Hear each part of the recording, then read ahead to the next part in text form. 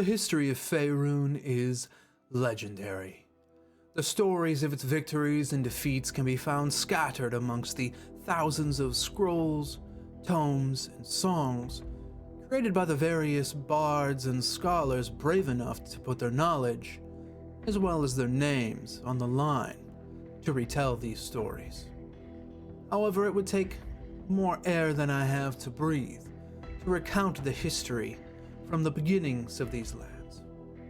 So why don't we start from where it's necessary, shall we? 10 years ago, the North boomed with the beat of orcish drums, when the once peaceful orc tribes of the Many Arrows clan descended upon the northern lands of the Silver Marches. Numerous dwarven settlements were devastated. Citadel Sunbar and Mithril Hall were taken, and never recovered.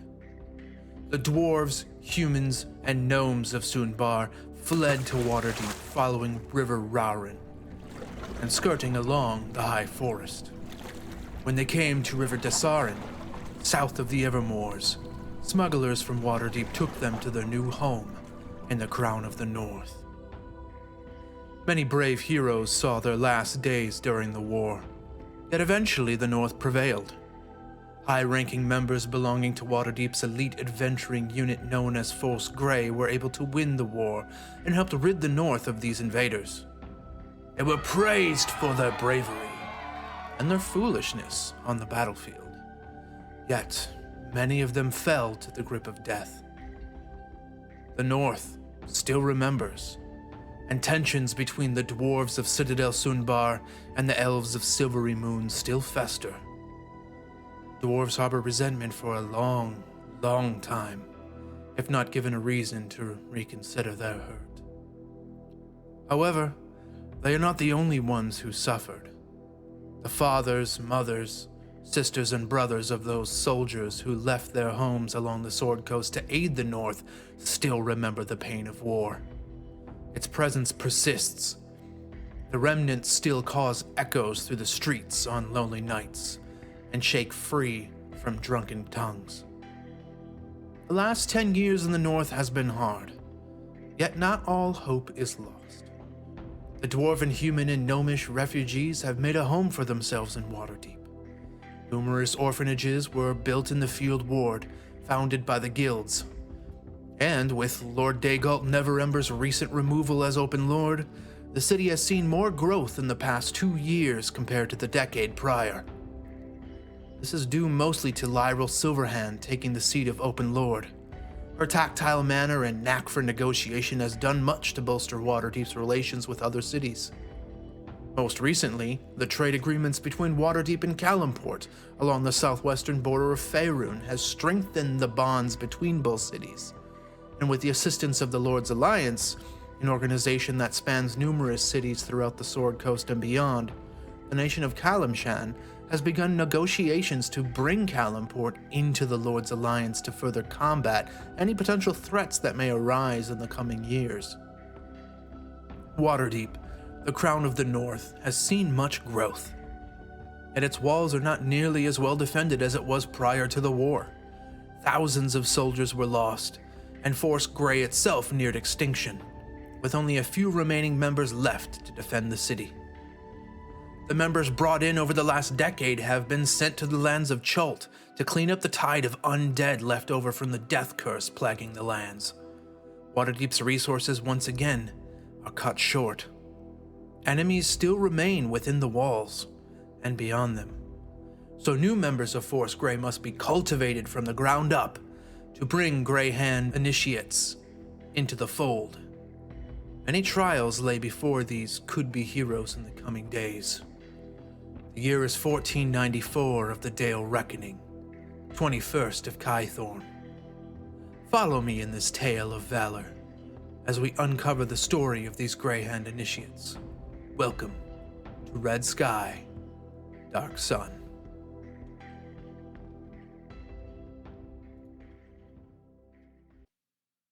In the bustling city of Waterdeep, we begin our story on the streets of the Castle Ward. Lined with the finest cobblestones, The castle ward represents the highest standard of living in the city. To exemplify that, the Loyal Order of Street Laborers lined multicolored cobbles through the center of the streets, laying symbols of the various gods of the realm in the streets themselves. However, this story is not about the Loyal Order of Street Laborers. Maybe it should be. No, this story is about something more dangerous, more dastardly, certainly more, secret, perhaps? You probably haven't heard of them. I know I hadn't until I read about them recently in an ancient tome I found in the library last week. This tale is about the Grey Hands. More specifically, about 6 initiates trying to prove themselves to this secret underground governmental agency thing. You see, whenever you're invited to join the Grey Hands, you need to take on a mission of some sort. Prove your worth to the organization. So our initiates found themselves foot first in the training grounds at Blackstaff Tower. A simple task. Defeat the mechanized creations manufactured by Archimedes Barthalamew, the lead artificer at Blackstaff Tower, and rescue 2 civilians locked up in the chapel basement.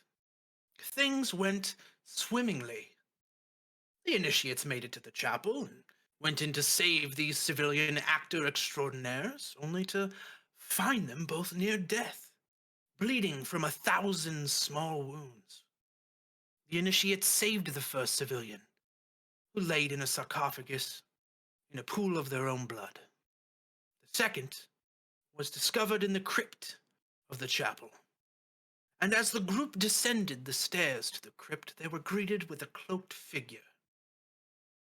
And I'm redacting a part of what you all know and correcting it because I made a stupid GMing mistake and I want to fix it here, so I'm going to do that now. On the back of the cloaked figure, an emblem of a lit torch with a basket facing towards the ground, 3 embers resting over the flame, over a purple field. A purple field, not a purple.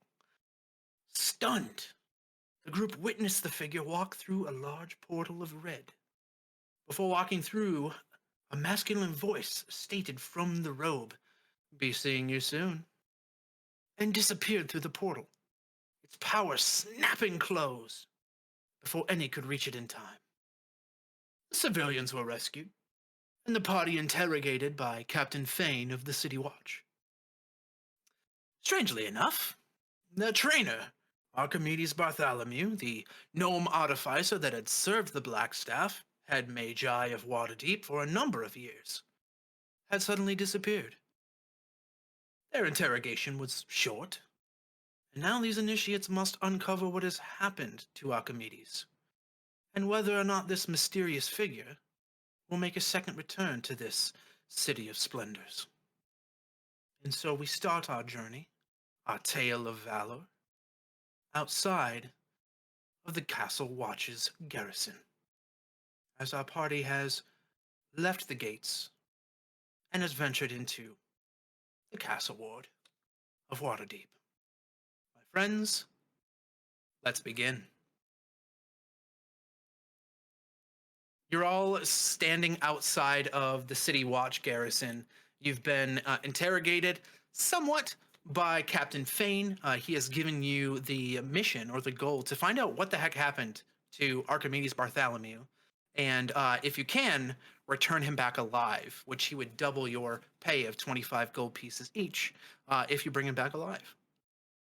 You have discovered from one of the veteran members of the City Watch that there were some scraps of leather found on the scene that seemed to be from like a shoe or boot or something. And he handed those off to you. And you have now start this journey outside the watchtower. Yeah. What would you all like to do? We got the wallet too, right? The wallet? There's no wallet. Yeah. Didn't I get that guy a bunch of weed for a wallet? Oh, he gave you. That's what all the leather scraps are in. Gotcha. In that leather wallet. Yep. Okay.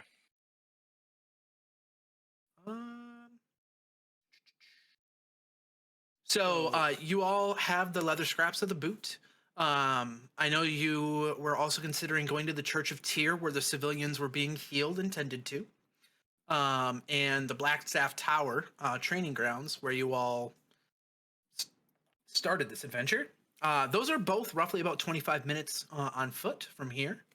And you can also see if you can find anything else out about the leather scraps in, I think Rigo was carrying those leather The scraps. leather scraps were from the scene of the crime. Is that the idea?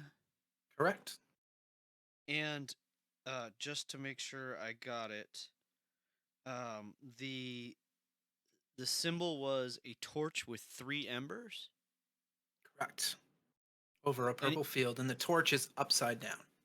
on a purple field. Oh, Mhm. okay, that's important. So, field and torches upside down. Okay, beautiful. Thank you.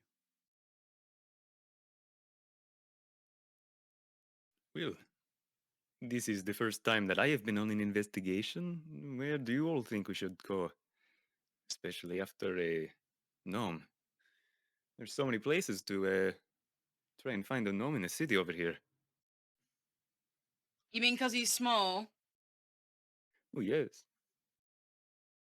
Yeah, I don't know. Rigo, you've got good evidence. Maybe, I mean, I always think we should be training.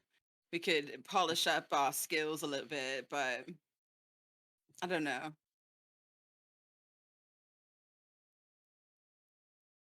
Well, it depends. We really don't have all that much to go on. I I can't get that symbol out of my mind, though. I keep rolling it over in my head and trying to recall where it comes from. I don't know, perhaps I've seen it before somewhere, but even if I haven't, it must be some kind of a livery or a coat of arms or some such. We should do some research. At least some of us should, I believe. yeah, I think we should definitely check out the scene of the crime just in case these guys miss something. We might pick up a little something more. That's a great And we got to idea. figure out. We got to figure out what's going on with these straps, these little leather strips. I mean, I don't think we should. I'm gonna be straight up with y'all. The only one I really trust here is Jade. So I really don't want to let any of you out of my sight, especially if I'm, no offense, but like you guys mess up and we're all part of the same team, I'm gonna be held liable for that probably. So I think we should all stick together because that's safe and I can keep my eye on everybody. No offense. That is a wise course of action. We have just met, and I actually agree with you all. Going back to the scene might be to our advantage because, let's face it, the city guard are very capable, but, well, they're not the mages skilled. They might overlook something of the arcane or perhaps the divine, and you and might recognize where they might have overlooked. We all might have a keener eye for those things. So Yeah. let's begin there, shall we? Well, it's up to the group. Give it. What do you got to say about that?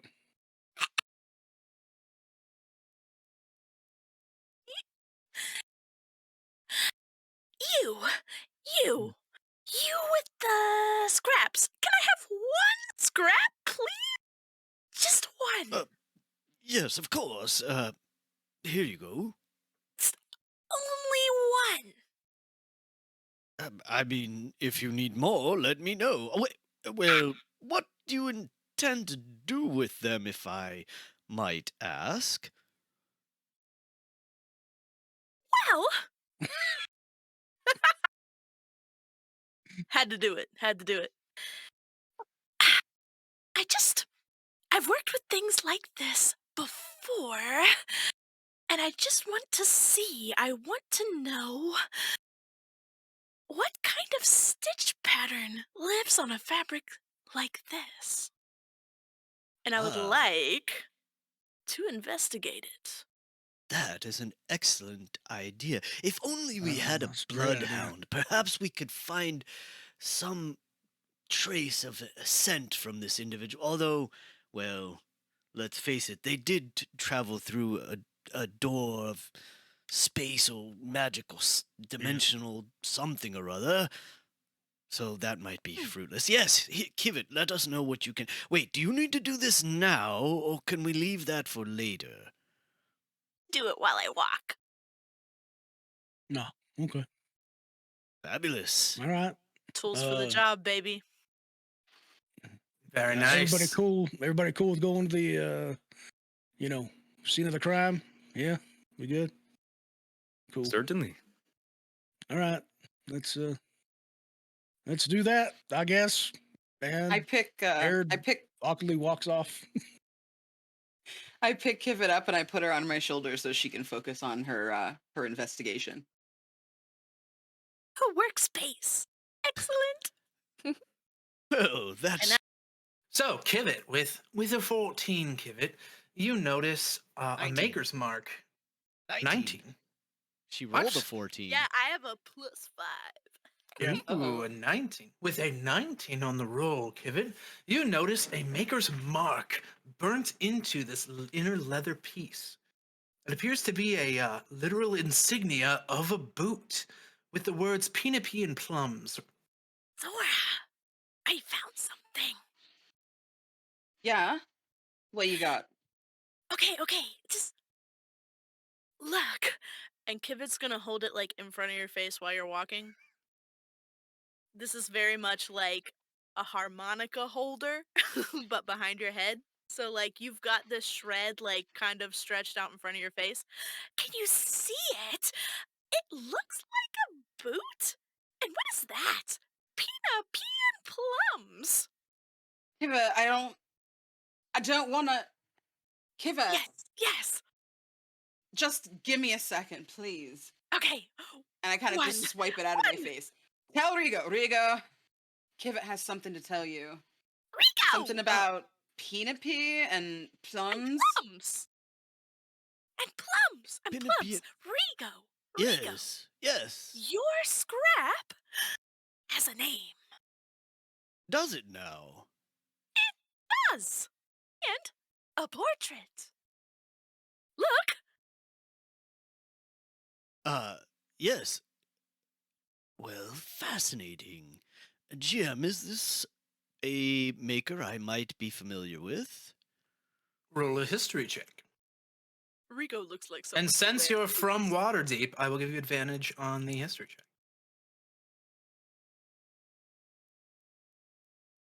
Actually, you know what? Never mind. Oh. You don't need a history check. You lived here long enough. You know that in the dock ward, there is an artificer that actually helps as part of the Carpenters Guild, and she helps kind of like reestablish some of the like broken down buildings and stuff from some of the storms that happen in the winter and early spring parts of the seasons. And so she kind of like helps build up these places. She's also a leather worker, and her name's Penipee. You've heard of her. I don't know if you've ever actually you made your way to the dock ward to like get anything worked on. If you want to, you can make a history check, and I can give you more information. But you do know that much. Penipee rings a bell. Let me think. Yes. Well, hey there. How about a 21? So you've actually met Penipee and her pet displacer beast, Plum. And you know that she is Penipee owns a cobbler shop. She fixes shoes, she does leather working, she makes armor, does all that kind of stuff. But she also does like a lot of carpenting stuff as well. And you've probably like gotten some maybe like gauntlets or something like that from her shop before. And she's a gnome with like a shock of like pinkish purple hair. Excellent. So, I am thinking, okay. Let me, okay, wait, actually, before I do some RP. What was the image again? It was a reverse torch with three No, no. flames. Sorry. The Oh, Penipee it and was just plum. a stamp of a boot with the words Penipee and plum. In very small letters, kind of around like that stamp of the boot. Okay. So there wasn't any kind of like image that indicates them. It's just the Penipee and plum. Mhm. Okay, beautiful. All right. So, oh, Penipee. Oh, Kivit. Yes, that's fantastic. I actually know Penipee and Plum. Would you believe Penipee, who is a gnome like yourself, is actually the companion of a displacer beast? That's Plum. Strangest Oh thing, my. she's a cobbler and a general leather worker, quite skilled in fact. Perhaps we should pay her a visit later. Ah, Yeah. is Master Rigo? Is it fine? Fine boots. They are indeed fine boots. Well, I don't know perhaps if these particular boots were fine quality boots, but she does make fine quality boots. Rugged as Now, well, so perhaps this would be the boot of, uh, well, I don't know. It's not my specialty. The now, only leather is I she just trifle with is for hilts and the sort, for Ah, swords. is so is Penipee just a manufacturer? Or does she sell what she makes too? There, Rigo. Oh, both, in fact. What an excellent question. Yes, she has a fine Okay. shop. She sells wares and repairs and makes shoes. As far as I know, anyway. That's what I recall. All right. I'm gonna take a look at these straps, GM, and I would like to see if I can ascertain if there is too much leather here to go for a shoe for a gnome, as in, or to see if this is enough. I mean, is it a? I guess my biggest question is it a lot, or is it just like little tiny strips that I wouldn't be able to tell? Because if it's like the side of a boot that's this long, I know that's not made for a gnome. If that makes sense. The strips of cloth or strips of leather, it's kind of hard to tell if it's Okay. for like a specific humanoid or anything like that. But if you want to Okay. give an investigation check, depending on how you get, I would Yeah. definitely, I can give you some more Just information. yeah, because I want to see. Starts with an I. It's investigation. While this is going on, what is everyone else doing? I have I'm a quick standing there. question. Sorry. It's okay. Where is the location of the scene of the crime in conjunction with the monastery? So the monastery is going to be further to the, let me bring up the map here. The monastery is kind of like on like the ocean front. And it's a little bit further north from Blackstaff Tower. Kind of like by the west gate. I don't know, can I ping? But it's in the same district, I believe. In the Yes. cast. Okay. Mhm. While everybody's chatting and doing that, I'm going to go over to Arid and I lean into him and I say, I'll catch up with you guys at the crime scene. I'm gonna head to the monastery and see if I can get any information there really quick. You sure? Yeah, no problem. Okay. All right. Yeah, whatever you need to Just, do. I mean, I've lived here my whole life. I've got connections, so we'll see, Yeah. what use they All can right. be at this point in time. We're probably going to go to Peanut Pete's and Plums after this, or whatever this person's name is. I'm looking right at it. Peanut Pete and Plums. And after this, so maybe meet us up there. All right, I'll check all Right. the locations, but don't worry about me. I know these All streets right. like the back of my fist, All right. Cool. and I'm gonna slink away and head towards the monastery. Do we notice? I don't sneak away, I guess, just kind of like I don't say anything though. I just leave. No, I thought we were all staying together. And Rigo raises his eyebrow, specifically at Aird. Because And I Aaron go, was and the I- one who brought it up. And I go, and I'm looking at the leather. And I'm like, well, if you remember how I started that statement, Jade's the only one I trust. And that's all. And then I just go back to what I'm looking at with the leather. And I rolled a 13 on that there, DM. And then Candace had something to say as well.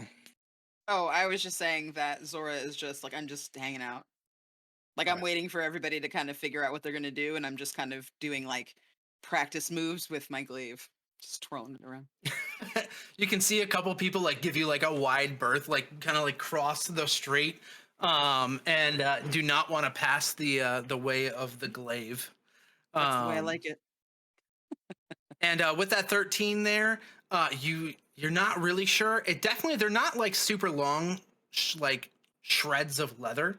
But whatever, it looks like they were like torn. Like it doesn't look like Okay. it was cut with a blade. It looks like it was like torn asunder or something.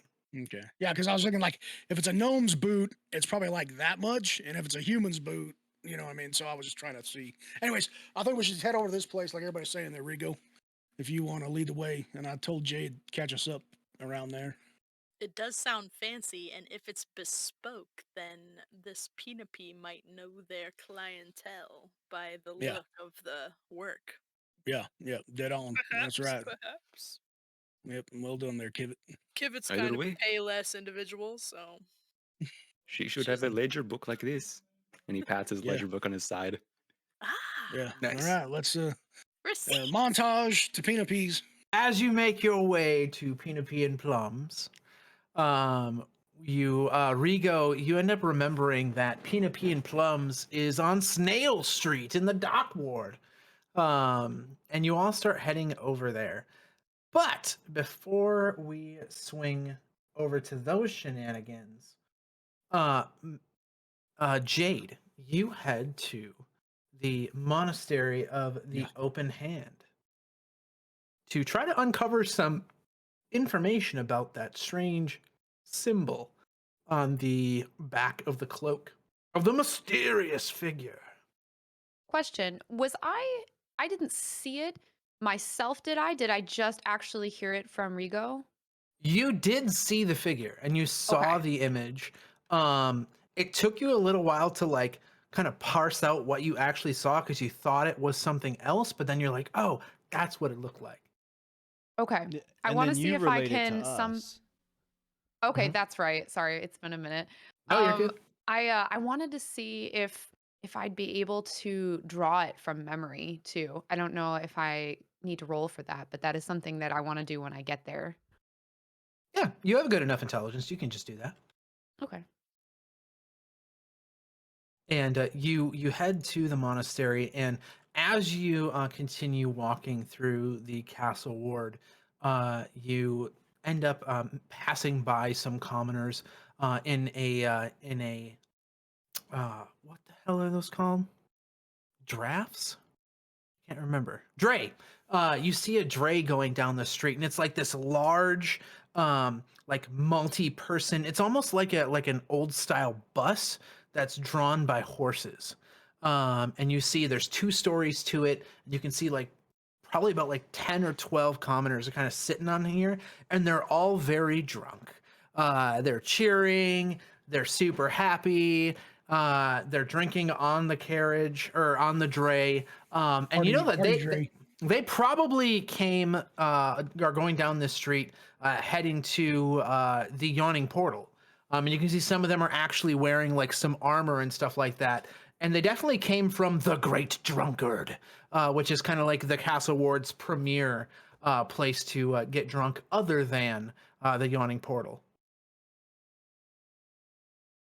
And they pass by. You can hear like the of the wheels as it moves by, the whinnying of the horses as they continue moving forward. The streets are a little crowded. It's about afternoon right now, and you continue your way to the monastery, and you hook a left. And the monastery is actually built kind of on this cliffside that wraps around the inside of the walls of Waterdeep. And you can see the massive kind of like 15-foot wide stone stairs that are built into this cliffside leading up to this monastery that looks out over the Sea of Swords. Very, very open, lots of, they grow like lots of flowers. There are many flower beds in the area. And it's just very tranquil. You can hear the songbirds singing.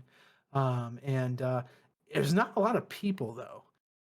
It's very, very kind of quiet, and it almost feels like it's further away from the city than where you actually are in the city as you begin to walk up these stairs.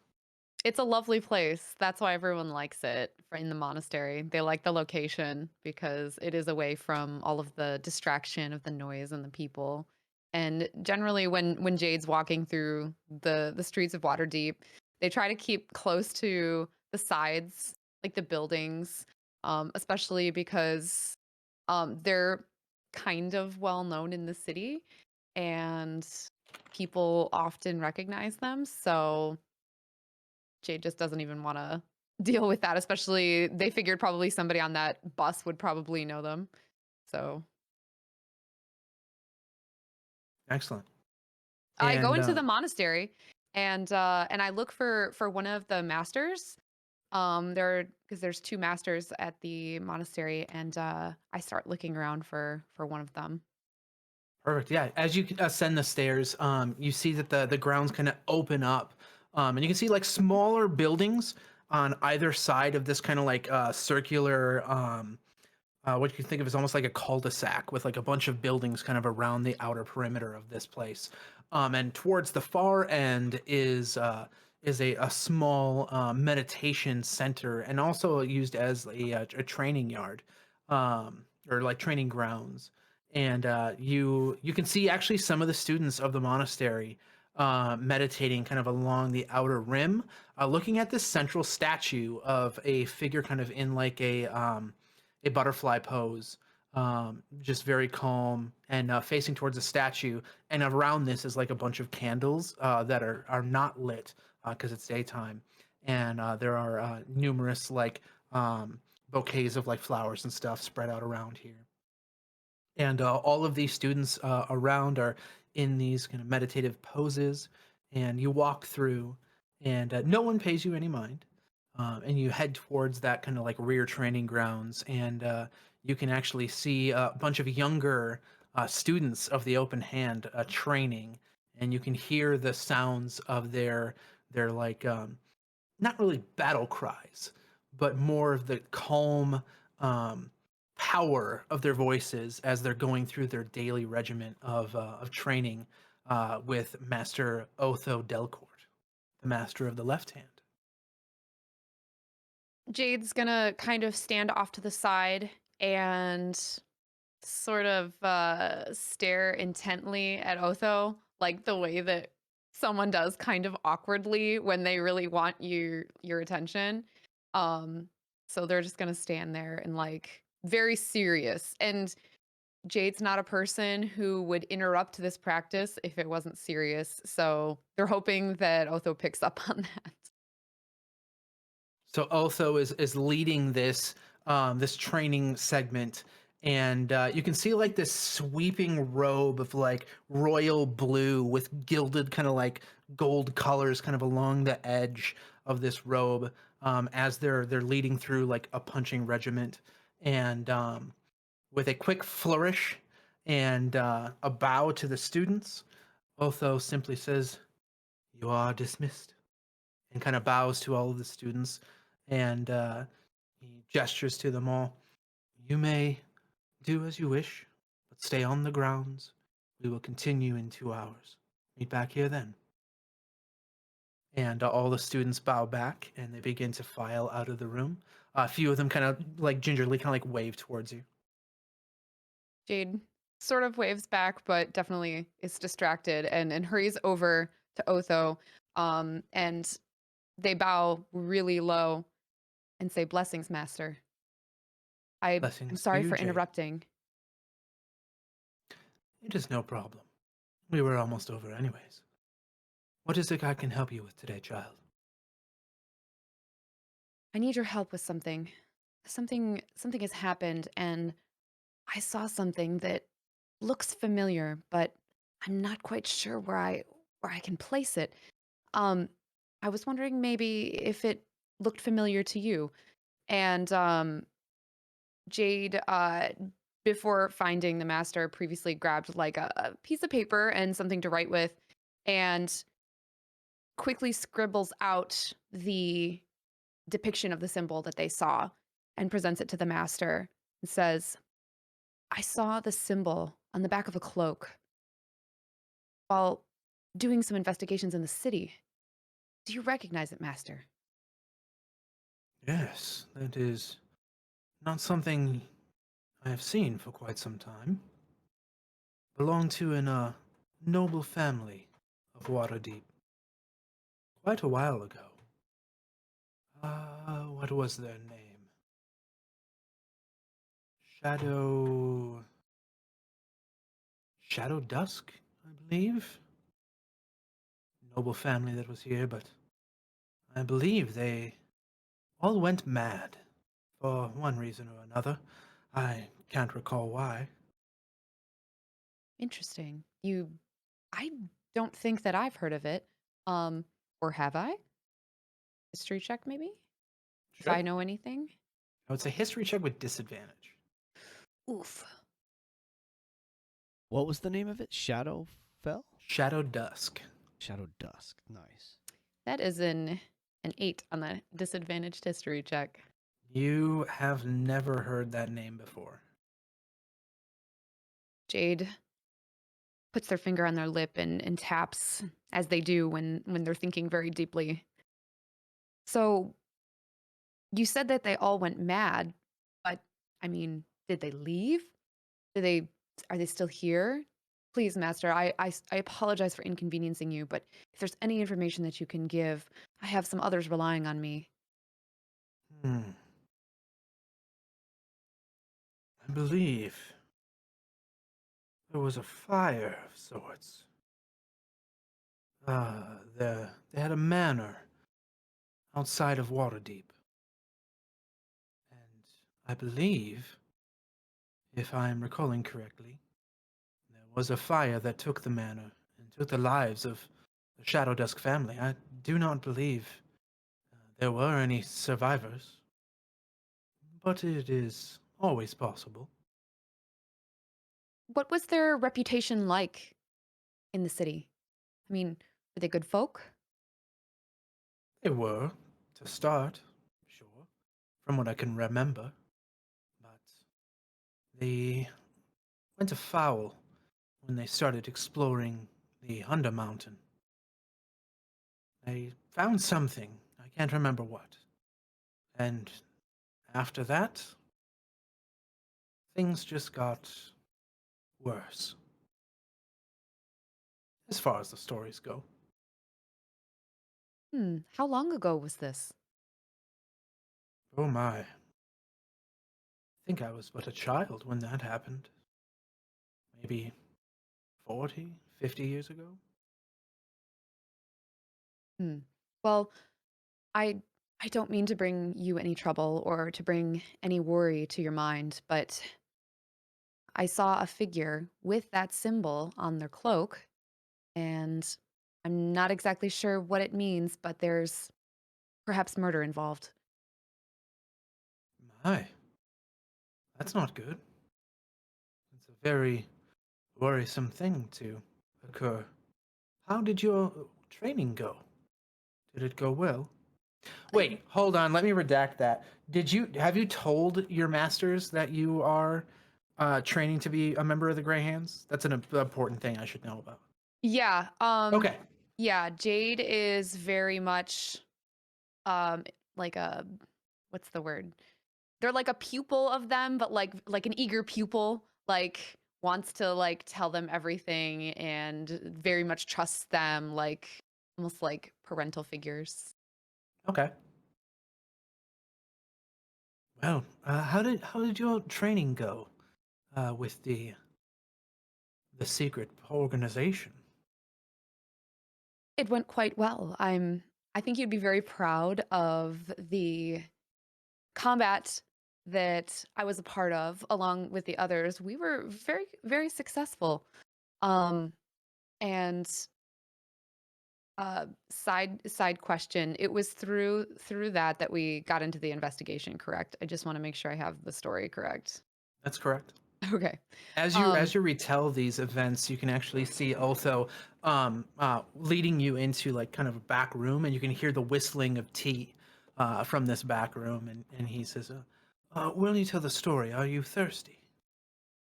Well, I will say, Master, I do have a bit of a thirst, but the others are actually waiting for me. I'm supposed to meet them, well, in a couple different places, but they are waiting for me. I told them I would just make a quick sidetrack to inquire as if you knew anything about the symbol. But I promise you that I will join you for tea very soon. And Jade does like a really quick, deep bow again.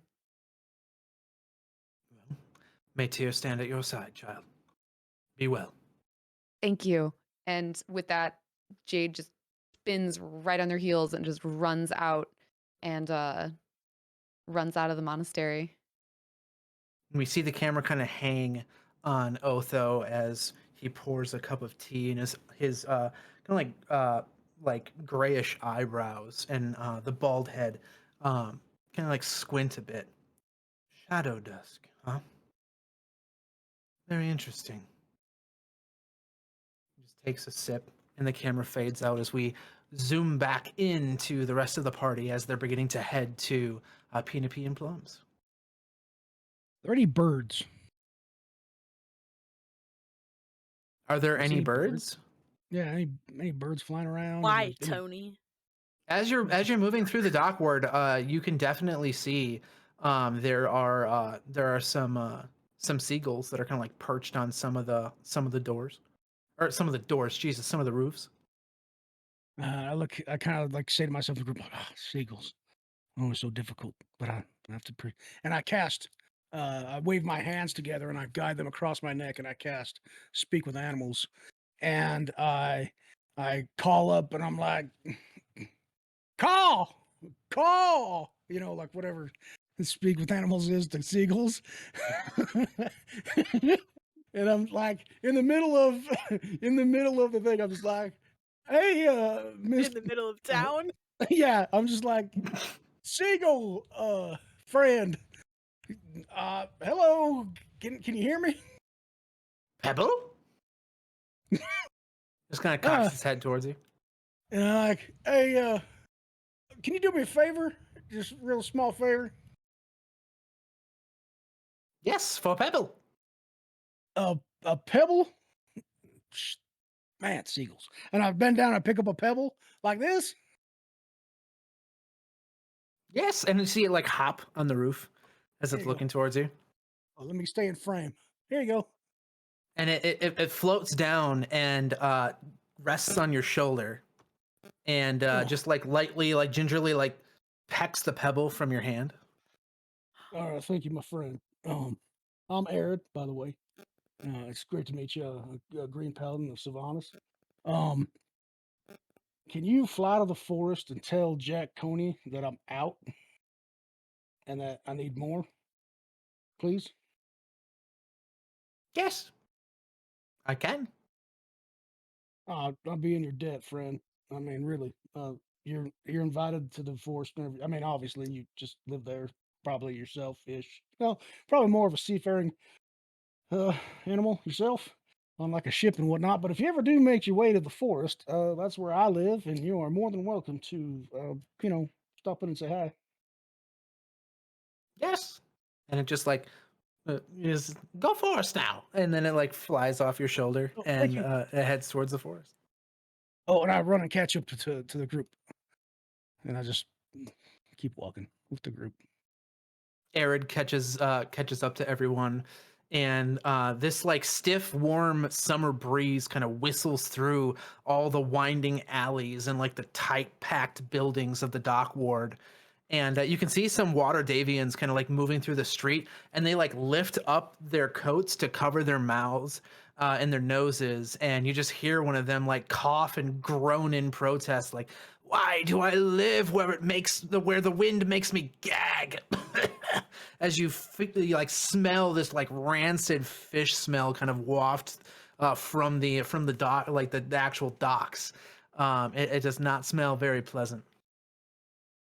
Now, are we on the way to the docks, or are we coming from the docks and going to the trade ward? So you're coming from the castle ward and you're heading down a street in the dock ward to get to Penipee and Plums.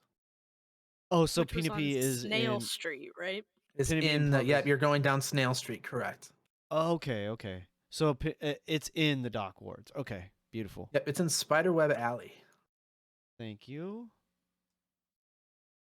Sounds sticky. I'm too small to go there, There's Spiderweb Valley, right says the there. hors d'oeuvre. Says the hors d'oeuvre. Oh my gosh.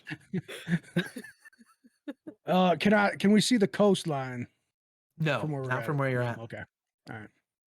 You can smell it though. Wow. Sylvanas and his emotions. Always in flux. So you continue down Snail Street. People still have like the corners of their jackets kind of over their mouths. You can see people like with like large kind of crates like hefted over their heads as they're kind of like walking through. And it seems to be walking from like where you guys are, like down, like following the same direction as you, and then they kind of like hook a right as they head towards the dock ward. You can hear people like there's like smallish like warehouse buildings over here as well that you can see Waterdevians like loading carriages up and stuff like that as you continue walking through. And you make your right turn onto Spiderweb Alley, and all of a sudden you hear like crack, crack, crack, crack, crack, and then you hear a shout of like, "Look out below!" And you see a large kind of like worn down like huge clay shingles and a big humanoid figure all kind of slide off the building, about to fall right on top of you all. I immediately do mom arm to everybody. Like I get in front of everybody and I'm just like, no. Rigo I is jump- going to rush forward to see if he could try to help someone if they're falling. Yeah. I'm either gonna move people out of the way or land or try to catch this fella. Okay, can I get an athletics check from everybody? Wait, but I'm sure. hitching a ride. I will need an acrobatics from you. Oh, jeez. What have I done? I got a 17. Got a 14 Good evening. for Arid. 20? I'll get a 10 with Entrell. It's a dirty 20, but we'll take it.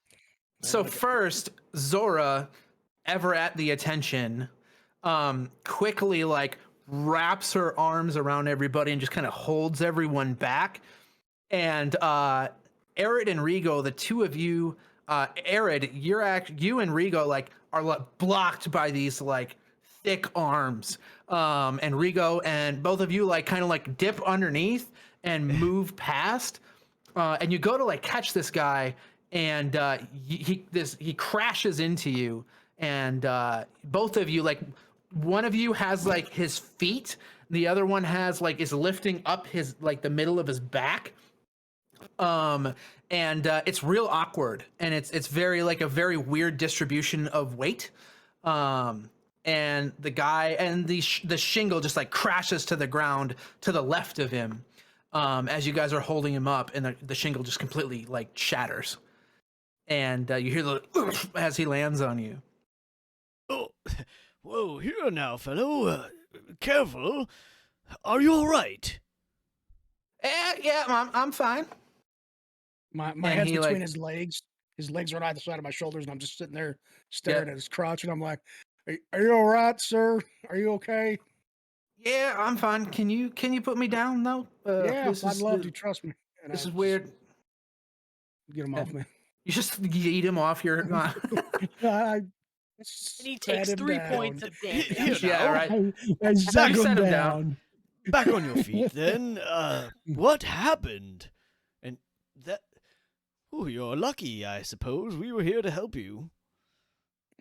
Looks like he was being careless. You almost killed my friends. Yes, and thank you, Zora, for trying to protect us. I'm awfully No sorry. problem. And you Yeah. can see this guy is like rail thin. But like his arms are like he's rail thin, but he's got muscle. He's got like shaggy brown hair, and the back end is tied into like this super long braid that goes down to the middle of his back. He's not wearing a shirt. He's got like short breeches on, and he's got a tool bag on his hip, and all of his tools are like scattered all over the ground. Do you know why this Um, happened to you, friend? He just said he's sorry. Look at him. He looks sorry. Yeah, There's a I'm reason awfully why sorry. this happened. Yeah, This happened because you chose a life of industry. That's why this happened. You What? could live free, my friend. You will not need a roof or a floor or a building to jail you in and occupy your life. You could live in the forest. You could choose a life of Sylvanas. Had and walk enough away of your from this. hippie bullshit. Clearly, Arid here has no understanding of the joy of mastering a craft. I'm sure you're on the way to greatness. Just be sure to be extra careful. There won't always be Sure. someone to break your fall. Well, yeah. Sure. I don't know about that whole forest thing. You know, Break free of your shackles, son. I Choose a don't- life of freedom. he looks at his wrist. He's like, I don't have any shackles. But thanks The city is a for the shackle, help. and I walk off. He's then- speaking and then- metaphorically. And then give me your tools. You want? I need these tools. I need them to make a living. And he kind of like straightens up a bit. And he's like, I'm a carpenter for the Carpenters Guild. And I'm sure you're quite skilled too. Is there anyone else? Was there anyone else up there with you? And he's like, Rigo's like brushing him off and like straightening up his shirt or whatever. He kind of like looks at you kind of weirdly as you like straighten his shirt and stuff. And he doesn't even have a shirt on. So you're just touching his nipples. Oh no! If he does, It's real awkward. This has gotten But very he's- sexy. Hey, he's still Aaron got stops and dirt on turns him. around. Rigo, get it. So he like you go to like straighten him up, and he kind of like takes a step back, and he's like, I'm fine. He's got like a little bit of like a gash on his arm, but it's nothing major. And he says, I'm okay. But what y'all doing over here? Can I ask you a question before you ask us anything? What's a carpenter doing on a roof? Well, I help fix stuff. Repairing the shingles, I would imagine. Carpenter, and we do a little bit of everything. We do carpenting and roofing and plastering, all those sorts of things. I You point do my all of glaive those at him and I say, I don't trust him. No, that's under the jurisdiction of the Tilemakers Guild. He Well, kind of and nods. System here He is nods very and he's rigid. like, yeah. No. What You're mad guild are you with? suspicious, mate. I'm part of the Carpenters, Roofers, and Plasterers Guild. I do a little bit of other stuff here too, every now and then when I can help. That's a hell of a guild. I see. I see. Ant's gonna take it back, and he's just not gonna push it. But that he's very sus. Pivot is Aaron's- gonna. Oops. No, yeah. Aaron's suspicious too. He looks at Zora and he's like, I don't trust him either. Oh, this guy's in trouble. Kivit is gonna like fireman pull down Zora and start inspecting the tools. Yeah, they're old tools. Like these have definitely been like handed down like through generations. They're not in the best condition. And he holds his hand out to Zora, and he says, "I'm Samuel. What's your name?" Zora kind of like looks at his hand and looks at It's him. real and says, dirty. His hand is like filthy. Zora Bloodfang, you can keep your steak. Oh, okay. Well, Pleasure to meet uh, you, Samuel. Have a wonderful too. afternoon. Please be more careful. Shall we go, friends? And Rigo starts walking off towards the shop. Break excellent. free, brother. And I walk off. The camera sits on him. He's like, what a strange bunch of people. And you see him like gather his tools together, put it in his tool belt. Ant is gonna like go back a couple steps and just put a hand up. Actually, he's probably much bigger than Ant because he's half halfling. Just puts his hand on his shoulder. Friend, I'm not going to talk around so many people about it, but you might want to talk with a tile makers guild. You can go to prison for not being a tile maker and working on their craft. What? Yes. Well, that's not good. Thank you much, sir. I'll talk to the guildmaster. Certainly. And as he takes his hand off, he's going to have cast Cure Wounds on him and fix up that wound. You take your hand off, and he's just like, oh, and he like touches where the wound was, and he's like, oh, I feel kind of good. My God, how magical! Yeah, and you walk away, and you all continue heading towards Penepee's place. And like as you like move past Samuel, and you get into Spiderweb Alley, like you notice that this place is in like pretty bad straits. Like the buildings aren't very well taken care of. They have like broken shingles, like corners are like broken off. You can see like into some of the buildings through like holes in the walls and stuff. And there's like patchwork kind of like boards and stuff covering some of the holes up. And you turn and you can see as you kind of make that turn, there's like a little nook area in Spiderweb Alley that almost seems like it was kind of carved out of this little more decrepit area and then made to like shine. This place seems very cozy. It's got like very fine walls, and it almost looks like it's made out of like ginormous like oak barrels.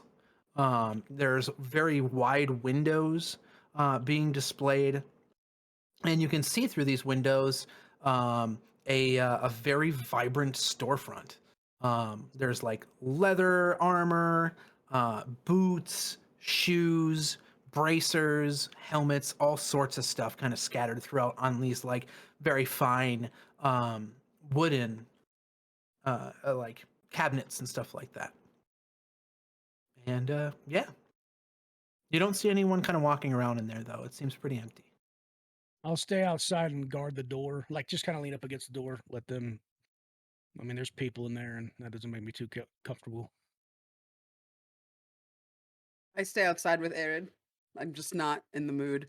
I was rattled by that disturbance, and just in case that suspicious man's coming after us, I want eyes on the situation. Time for business. I'm going inside.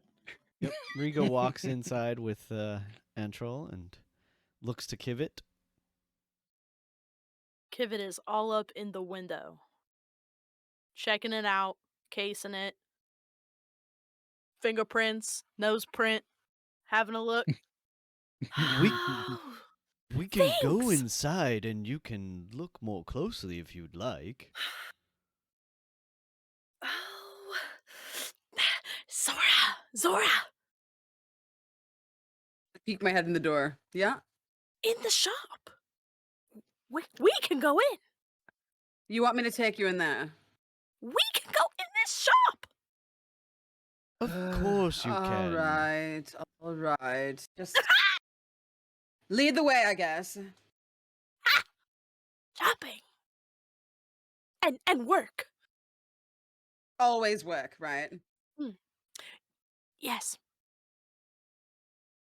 You walk through and you swing the door open, and this like kind of like cozy, warm feeling in this place as you walk through the door. Your muscles almost like loosen slightly from the warmth in the room. And this place has a very wide kind of open interior with dark wood floor paneling. Like I said, almost like a barrel motif kind of on the inside of the walls. There's a large stone fireplace at the back of the store. Its embers kind of now just like fading away from the cool morning. And Zora and Rigo, you both notice this kind of like thick fish netting dangling from the ceiling as it kind of brushes across the tops of your heads as you kind of walk in. And you look up and you can see this like very wide kind of wooden catwalk circumscribing the inner like area of the room. It's roughly about like 8 feet up from floor, and the roof is about 10 feet high, or the ceiling is about 10 feet high. And yeah, there's 2 bridges of rope and wood moving from one side of the room to the other. And like I said, you can see shoes, boots, ankle bracelets, leather bracers, armor, all that kind of stuff, kind of like lined out on various shelves throughout the storefront.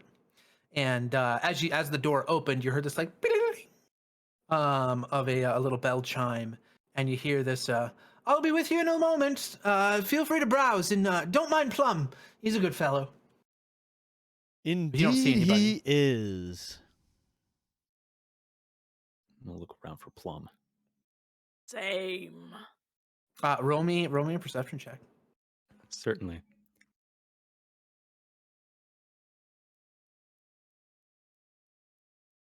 If Take you your want to as well, time, Kivit, that's Pinham. fine. We'll be here for a few moments. That'll be a 15. Kivit with an 18, very nice. So both of you kind of like look around, and you feel like you saw something kind of like move in the back of the room for a moment, and you like in like your peripheral vision, you kind of like snap your head over there. There's nothing there. Always have the hardest time with this cat. And I feel like Antrell, you've been here before. This Like is where with I got you- my work boots. Yeah, exactly. Yeah. Oh, you're Antrell familiar with this shop, are you then? Yeah, I grew up around here. When I was a child, this is where I got my shoes and now my boots. They still work, mostly. I've heard only good things about this store. Well, yeah, it's a surprise. Every time I come here, I expect this place to be a bit more ravaged like the rest of the docks, but I'm sure it's because of... he's still looking around for the cat. Mm-hmm. So you, after a few moments of kind of like looking around, checking the place out, is there anything that any of you want to do? Penipee's nowhere to be seen. You don't know where Plum is either. Are you guys just gonna chill until Penipee shows up or Plum shows up? I am not, actually. Rigo is going to begin looking around for leather that matches the scraps we have. Sure. And he's looking at everything. He's looking for a leather that has a similar grain and a similar tanning or dyeing. Perfect. Go ahead, give me a perception check. Since you know about the color you're looking for and everything, I'll give you a +2. Cool. Let me see if I can do this correctly. If I roll +2, that was investigation, right? Perception. Oh, perception. Or investigation. Your choice. No. You said perception. I'll roll perception. Not my strong suit. Situation +2. I think that'll work. Ooh, that is an Yeah, I got no bonuses to perception, so that was an 6 + 2 for an 8. So you start looking around, and you actually you find one that kind of looks like what you're looking for. The leather is the right kind of dye. It looks to be around the size of what you suspect that if it would be like a gnome-sized boot, kind of like what that boot size would be. And you start to take a few steps forward towards it. And all of a sudden, that drops down from the ceiling is this like Great Dane, a little bit bigger than a Great Dane sized creature with like slick blackish purple fur, like very short-haired fur. And it's got like a very wide, like strong looking maw. And you can see 3 kind of like tails, or 2 tails kind of coming off its back end with these like spiked pads on it, and it's got like two kind of like they almost come off of like around its head, and it kind of like slaps its paws on the ground. Its paws are huge. It just looks at you and brushes up against your leg.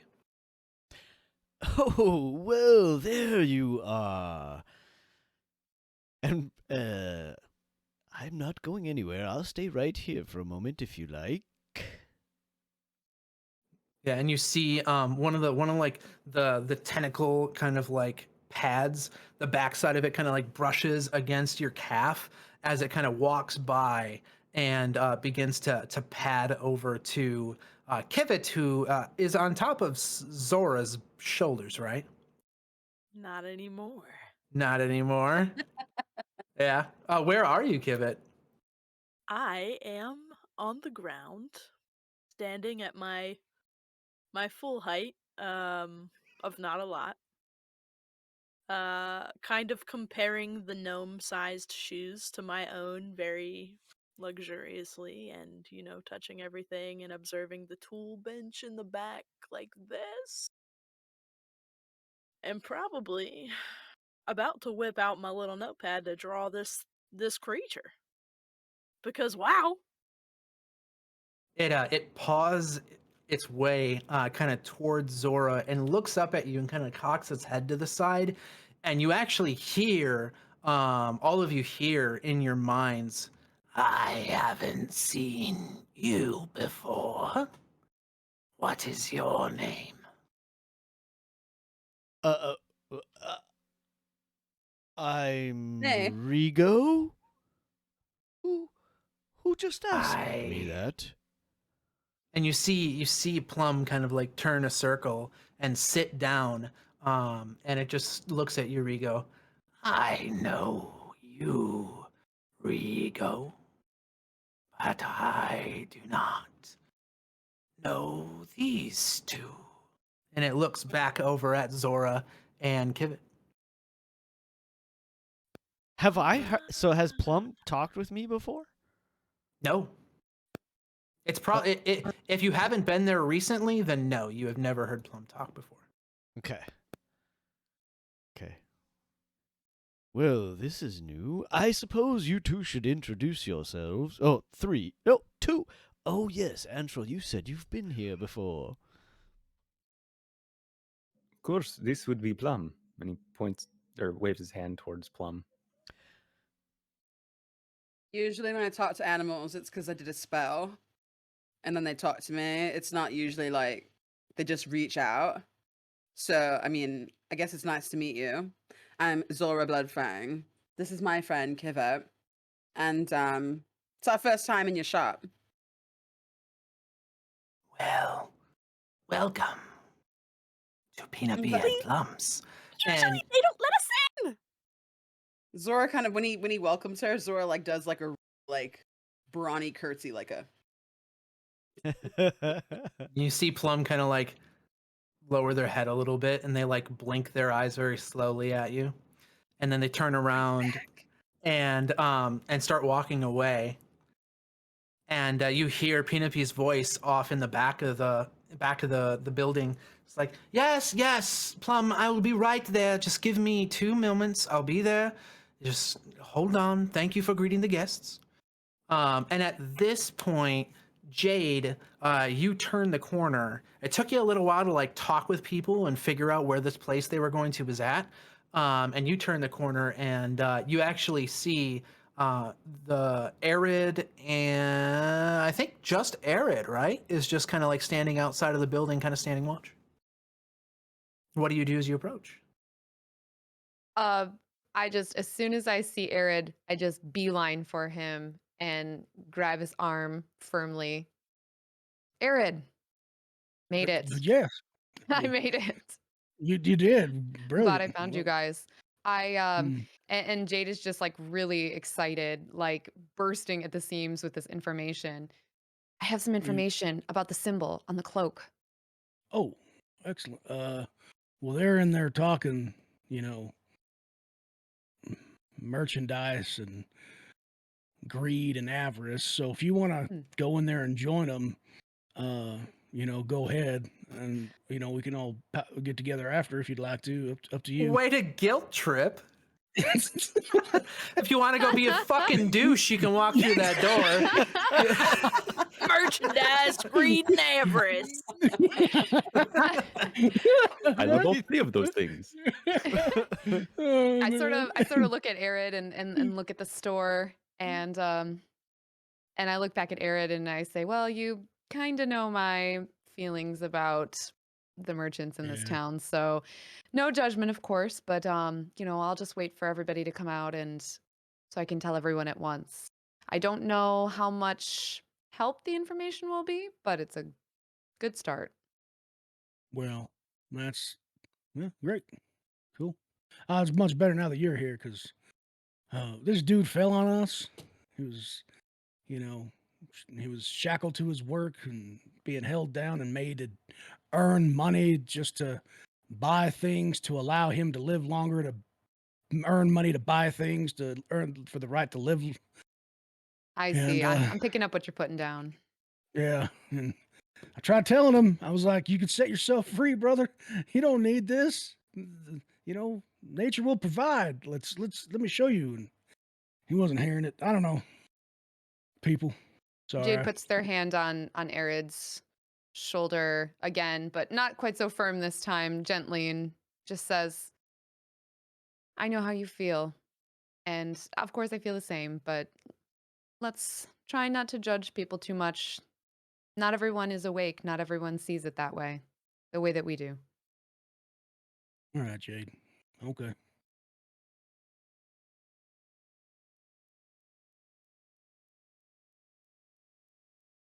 Last we left off our heroes, they were heading over to Penipee and Plums, which is a workshop of leatherworking, of small like leather instruments, of magical means and things such as that. And they were going on a lead with some leather scraps that were found at the scene of a crime during their training regiment for their initiation into the Grey Hands, which is a kind of an undercover governmental agency that takes on missions throughout the city of Waterdeep in secret to work their way up eventually to the ranks of Force Grey. But right now, they're on the first rung of the ladder to that ascent. So they are heading actually to Penipee and Plums to figure out what the heck is going on with these leather scraps that were found on a crime scene during their training that they were going on. And you all are actually outside, half are outside, some are inside of Penipee and Plums. We actually see Arid and Jade outside of Penipee and Plums in this kind of like somewhat dingy part of the dock wards. The walls on these buildings are decaying. Some of the shingles from the roofs have fallen off over time and just scattered onto the ground. Looks like this place is not in very good repair. In this area of Spider Silk Lane is what I believe it is called. And just kind of a rough time in this part of the dock ward of Waterdeep. However, this beautiful establishment of almost this like barrel-like kind of exterior with like wide open windows, kind of in the middle of this this barrel exterior, very fine woods, and half the party, I want to say Zora, Rigo. We also have the rest of the party, other than Arid and Jade, basically are all in this facility, getting to know Plum, the resident displacer beast that is Penipee's, I wouldn't really call it pet, but friend, who helps keep track of things that are going on within her establishment. And we actually see the four of you kind of in this entryway. There's like a very thick meshed kind of like fish net on the roof kind of hanging down. You can see these like catwalks going around the edges of the room. There is a fireplace all the way at the end, and you actually see Penipee with her like shock of pink hair and leatherworking garments on, heading over to greet you all as Plum is nearby, kind of sitting down and licking his paw. What are all of you doing in the room? I believe keeping it- that Rigo was looking at some. Was it Rigo or Kivit? One of us was looking for like scraps of leather that or boots that matched the. That was Rigo. leather was scrap Rigo. we found. Okay, I couldn't remember which. I one would of us like did to it. say that it was really me. I was being helpful and productive, but I am touching everything. I'm excited to be in a shop, allowed to be in a shop as a person that usually doesn't have money, and I'm very intrigued by this animal. So, Rigo, please solve the mystery for all of us. Perfect. Rigo, you ended up finding a pair of boots that kind of resemble what you were looking for. And they're of a light leather tanning. And they look to be somewhat maybe between like a gnome size and a humanoid size, maybe a little bit bigger than what you'd expect like Kivit to wear. And you can definitely tell like they sell sizes like this. Penipee definitely like creates boots in the size that you're kind of looking for as you were examining like how long the scraps of leather were that you had found on the crime scene versus what this store offers. I think that I would sort of maybe look to. Well, is Zora just sort of standing by the door, or has she come fully in and is like engaged with us as well? I I'm believe Zora, you inside. walked inside. I'm inside right next to Kivit. Like I see her make a beeline for this animal, and I'm like, it can eat her in one bite. So I am watching to make sure that my friend doesn't get devoured by this animal I don't trust yet. Right. Love it. So Rigo is going to in fact, he'll pick up one of these boots that sort of matches the scrap, and he'll literally like with his back to maybe the counter kind of, like if someone walks in, so he's doing it a little bit on the sly. He'll literally take one of the strips if he has it.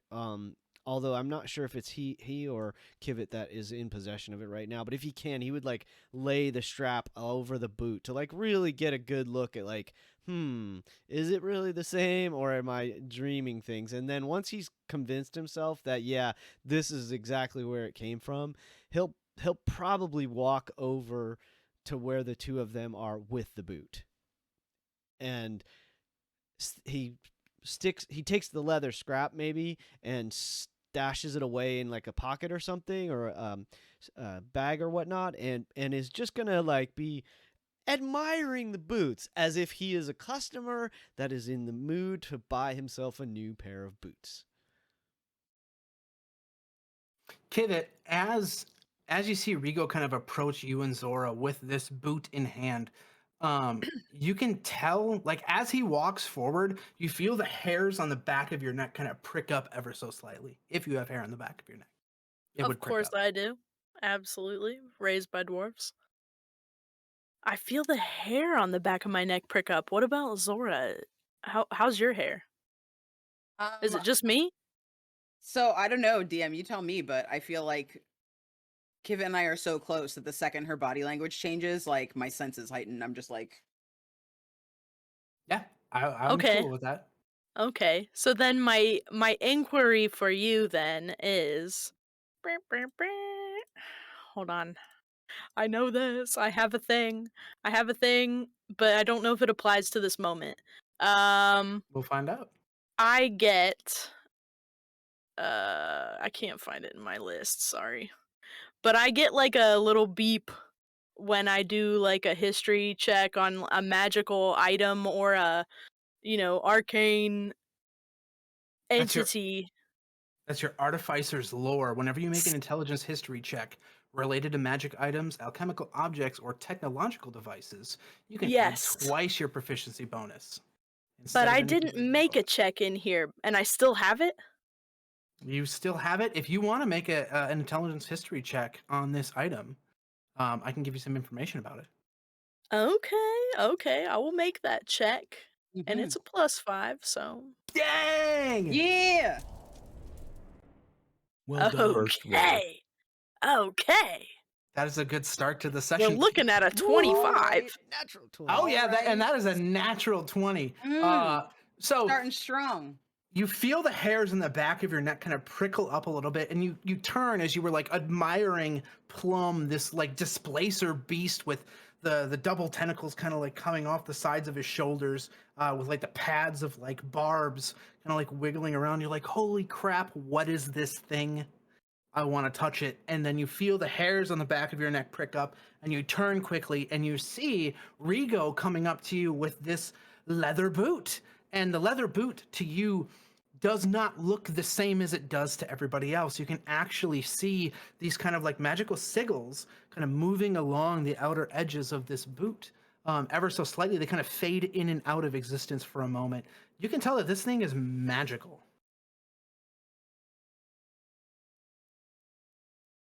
Rico! It's magic! Can I just hold it? Of course. Is it then? It is. I mean, they are exceptional craftsmanship. Here, take a look. Yes, I can see. Look, all across the little stitches. It's like writing. What are these? Well, I don't know, but it's a. Well, it's a grade of leather that is familiar to us, and it raised my attention. I thought I would bring it to the both of you for us to consider. Rigo, how comes you don't know what it is? I thought you were supposed to be some kind of magician. Well, yes, I wasn't really looking for that per se. In fact, it didn't even occur to me that it might be. I was simply trying to match the material. Well done, Kivit. Good on you. It's. I see. I didn't think they would fit you. Well, there's several different pairs. I suppose that I just have to find the right size. I say, do we know where this shopkeep is? Are they coming out? I'm sure we should ask them some questions. Oh. And you actually hear a voice kind of pipe up from the back of the from like in this side room over by the fireplace. Just sorry for the wait. I'll be with you in just one moment. Well, And if we are Yes. waiting, can Mhm. Kivit look around to see if any of the other boots are magic or arcane in existence? Sure. Roll me. This is going to be kind of funky. What is your perception modifier? Ba ba ba ba ba. My passive perception, 13, 13. Let's see. which is better Mhm. than I usually get, so I'm taking it. Your perception is a +3. Roll me an intelligence check, Cool. and then add your +3 from your perception to that. Okay, so we are looking at a. Oh no, we're looking at a 5, but +3 is 8, so. So you look around. Your eyes kind of dart to like different objects in the room, and then they kind of flicker back to Plum, just licking their paw. And you're just distracted. Like you can't really focus on any specific objects other than what's in your hand and the displacer beast, like not even 5 feet in front of you. Am I holding the boot? I think that you're holding the boot. I believe that Rigo handed it off to you. Okay, double checking. yeah, I mean, if you took it, for sure. Yeah, Rigo that's true. was passing it to you. I'm going to take the boot to Master Plum. Sure. And Ah! Excuse me. Yes, what can I do for you?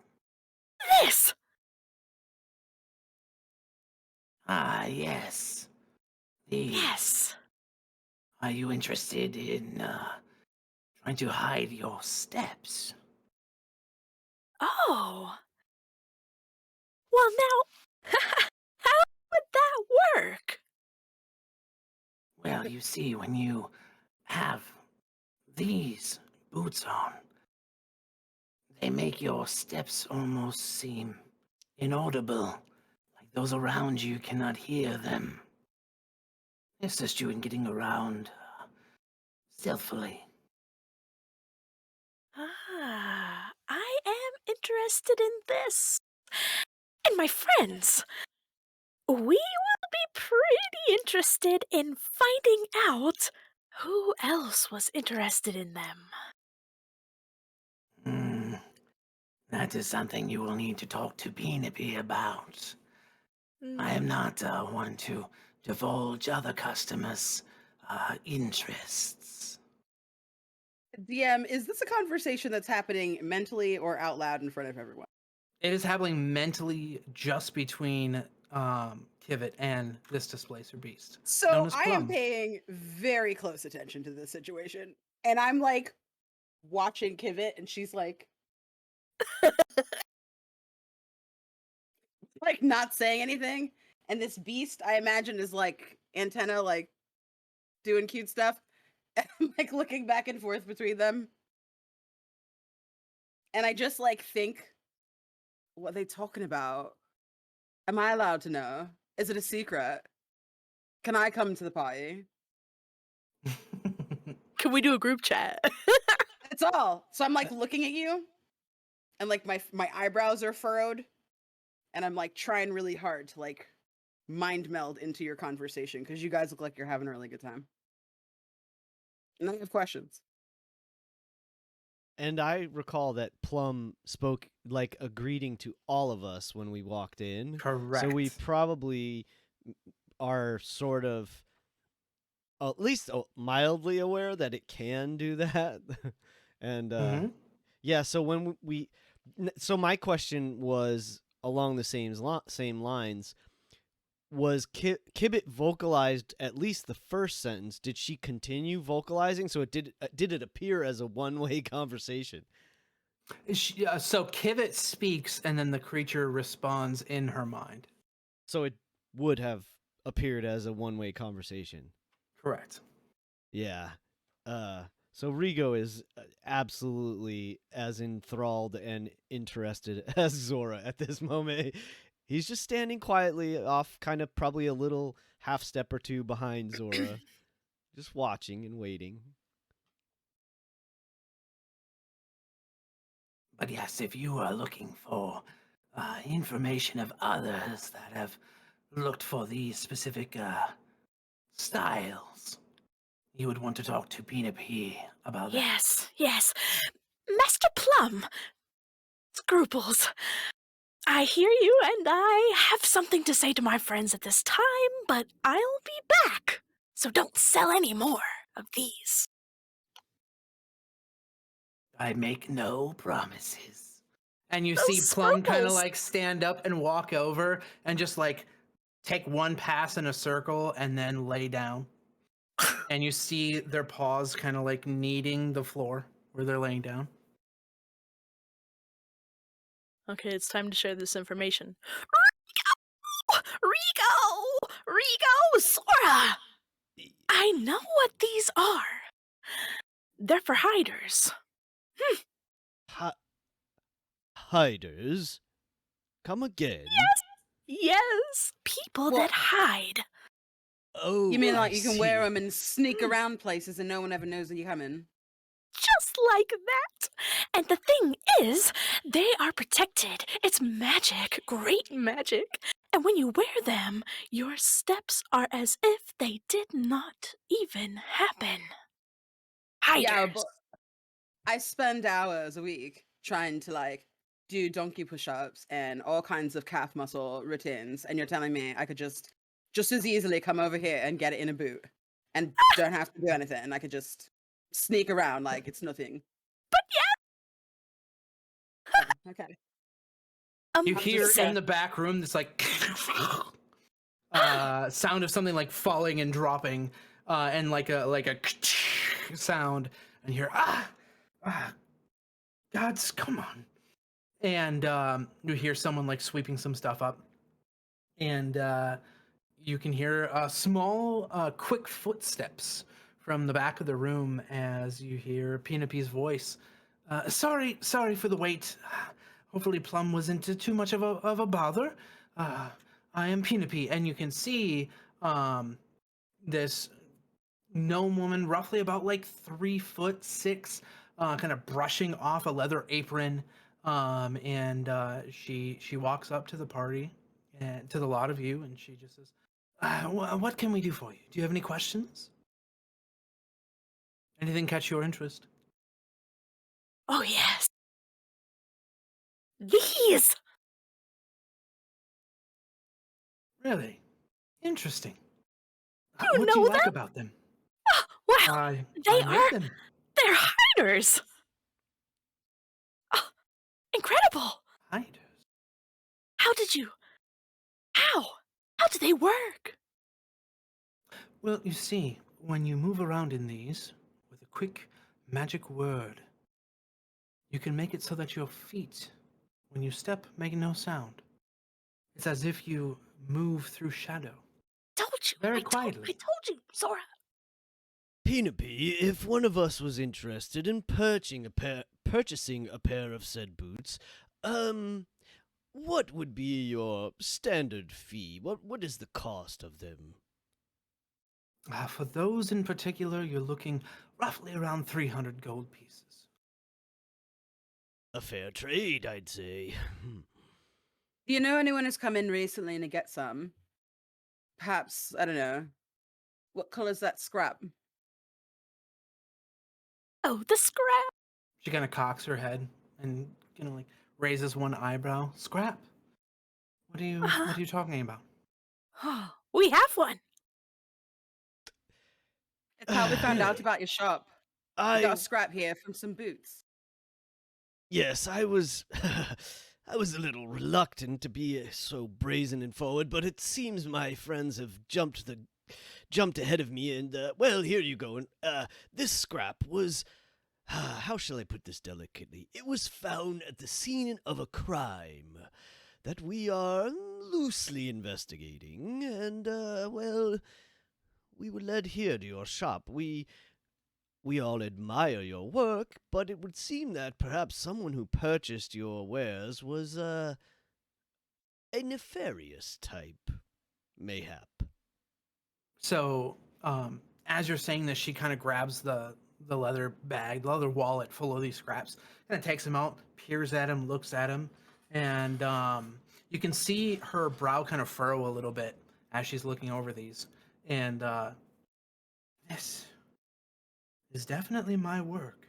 And please, let me be perfectly clear. Perhaps they were stolen. They might have been purchased through the black market. I would never accuse you or even consider you of doing anything underhanded yourself. I hope I was making that abundantly clear. There's nothing that you've done wrong at all. We just need more information. So you see, as you say all this, you see her face kind of like get a bit stern, and she takes a step back. She says,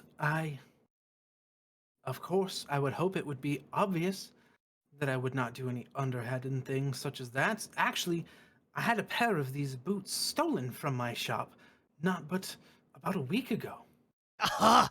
Fantastic interesting. information. It's interesting that you all would have these pieces of this. And she, as she's holding these, you actually notice, Kivit, some of those same magical symbols kind of lightly show along the edges of these scraps. There was an individual that Plum saw, roughly about a week ago. I broke into the shop. I had to replace that panel over there, and you actually notice that one of the panels of, like the borders of one of the windows looks newer than the rest, and the glass looks a lot cleaner than the rest, as she points to that window. Dreadful. And dreadful. Where did you get this from? these scraps of my work? Well, it's an unfortunate circumstance. They were retrieved from the site of a murder, in fact. Ugh. A murder? Well, Who was oh, murdered? actually, perhaps it was an attempted murder, as a more accurate way to say it. They did try it. They tried to kill someone, but fortunately we intervened in time. Well, that is not good. I don't want my wares to be associated with murder. Quite. Your reputation is one of the best in this fine city of ours. We would hate for it to become besmirched, which is why we came here straight away as soon as we recognized the fine workmanship. And as she says, we kind of fan the camera outside to Arid and Jade, as they are kind of standing guard, as far as I'm aware, outside the door to Penipee and Plums. There is an alley straight across from Penipee and Plums. You can see two kids kind of playing with rocks. One of them throwing a rock down, the other one hitting the rock and trying to get it to go a little bit further than the other. Two like half-orc children. And then there's the road kind of like wraps to a dead end to the left of you guys, and then it curls over to the alley that leads to Snail Way, which is the main road, where you encountered the not so good roofer that isn't actually registered with the guild, named Samuel. Yeah, Jade. So that's when the twins, the clown, and the trombonist all walked out of the room. It was weird. It was crazy. It was crazy. That's quite interesting, Yeah. Arid. I Was it- appreciate your humor. Different kind of night, different kind of thing going on. Anyways, well, point of order, GM. Did we hear? Is this a closed door, or are we talking? The door is saloon closed. doors? Okay. So The door is closed. we didn't hear any of this. You Okay. probably heard, like, if you want to roll me a perception check, we'll see what you heard. Sure. Yes. Let's see. I'd probably say like a DC 15 for that. Oh, I got 11. Ouch. Come on, baby. Well, 8. No, we're just in our own little world. Yeah. Yeah, you just Just heard, talking about listening to stories. jokes. Yeah. That's all you really heard. I don't know. Kivit talks at a register that's very different. So Yeah, that's really that's what you heard I'll say inside from through, Kevin. through a lot of meditative practices, Jade has gotten into a very good habit of tuning things out. So it's for the I best. think- It wasn't important. Yeah, so I don't know, do we want to go inside and talk, or you got this news? Because so to catch the audience up, Jade just got a bunch of information about a seal that we were trying to figure out that was on a guy's cloak, I believe. And Jade just found that out, and they just showed up with me, and we're sitting outside trying to figure out if we want to go in or not, because Arid's kind of a pain in the ass about anything that has to do with money. So I don't know, Jade, whatever you want to do. I can stand out here. We can go inside. Whatever you well, want to do. I don't want to be a distraction to them and anything that they're trying to discover right now. So we'll just let them be, and then when they come out, then I can let you guys know everything I found. I mean, I'm not sure how helpful it'll be, but we'll see. All right, that's cool. And I go to reach in my pocket, and I remember that I don't have any of my smoke left, and so I don't pull any out. So I sit down. I pout. I sit outside the door of this greedy, exchanging money, horrible establishment in this nasty city that's not green enough. And I don't have anything to smoke, but I'm with my buddy Jade, so I'm somewhat happy. And I just sit down and mope. Yes. Mood. 1 point of inspiration. Capitalism. And that's So we actually see one of the half-orc children. It's boy and girl, and the girl's got like this kind of like kind of stained like yellow dress. She walks up to all of you after she like clicks the rock further than the boy could do, and she's like, "Yes!" And she kind of turns and she like gives like a whoop and she like punches the air, and then she walks over to the two of you and she says, "What are you two doing over here? Are you talking to Penipee?" Well, our friends are right now. We're just I look over at Arid like for help because I don't know how to speak to children. We're just yeah, we're just hanging out, kiddo. What's your name? My name is Sarah. What is yours? My name is Arid. I'm Nice to Jade. meet you.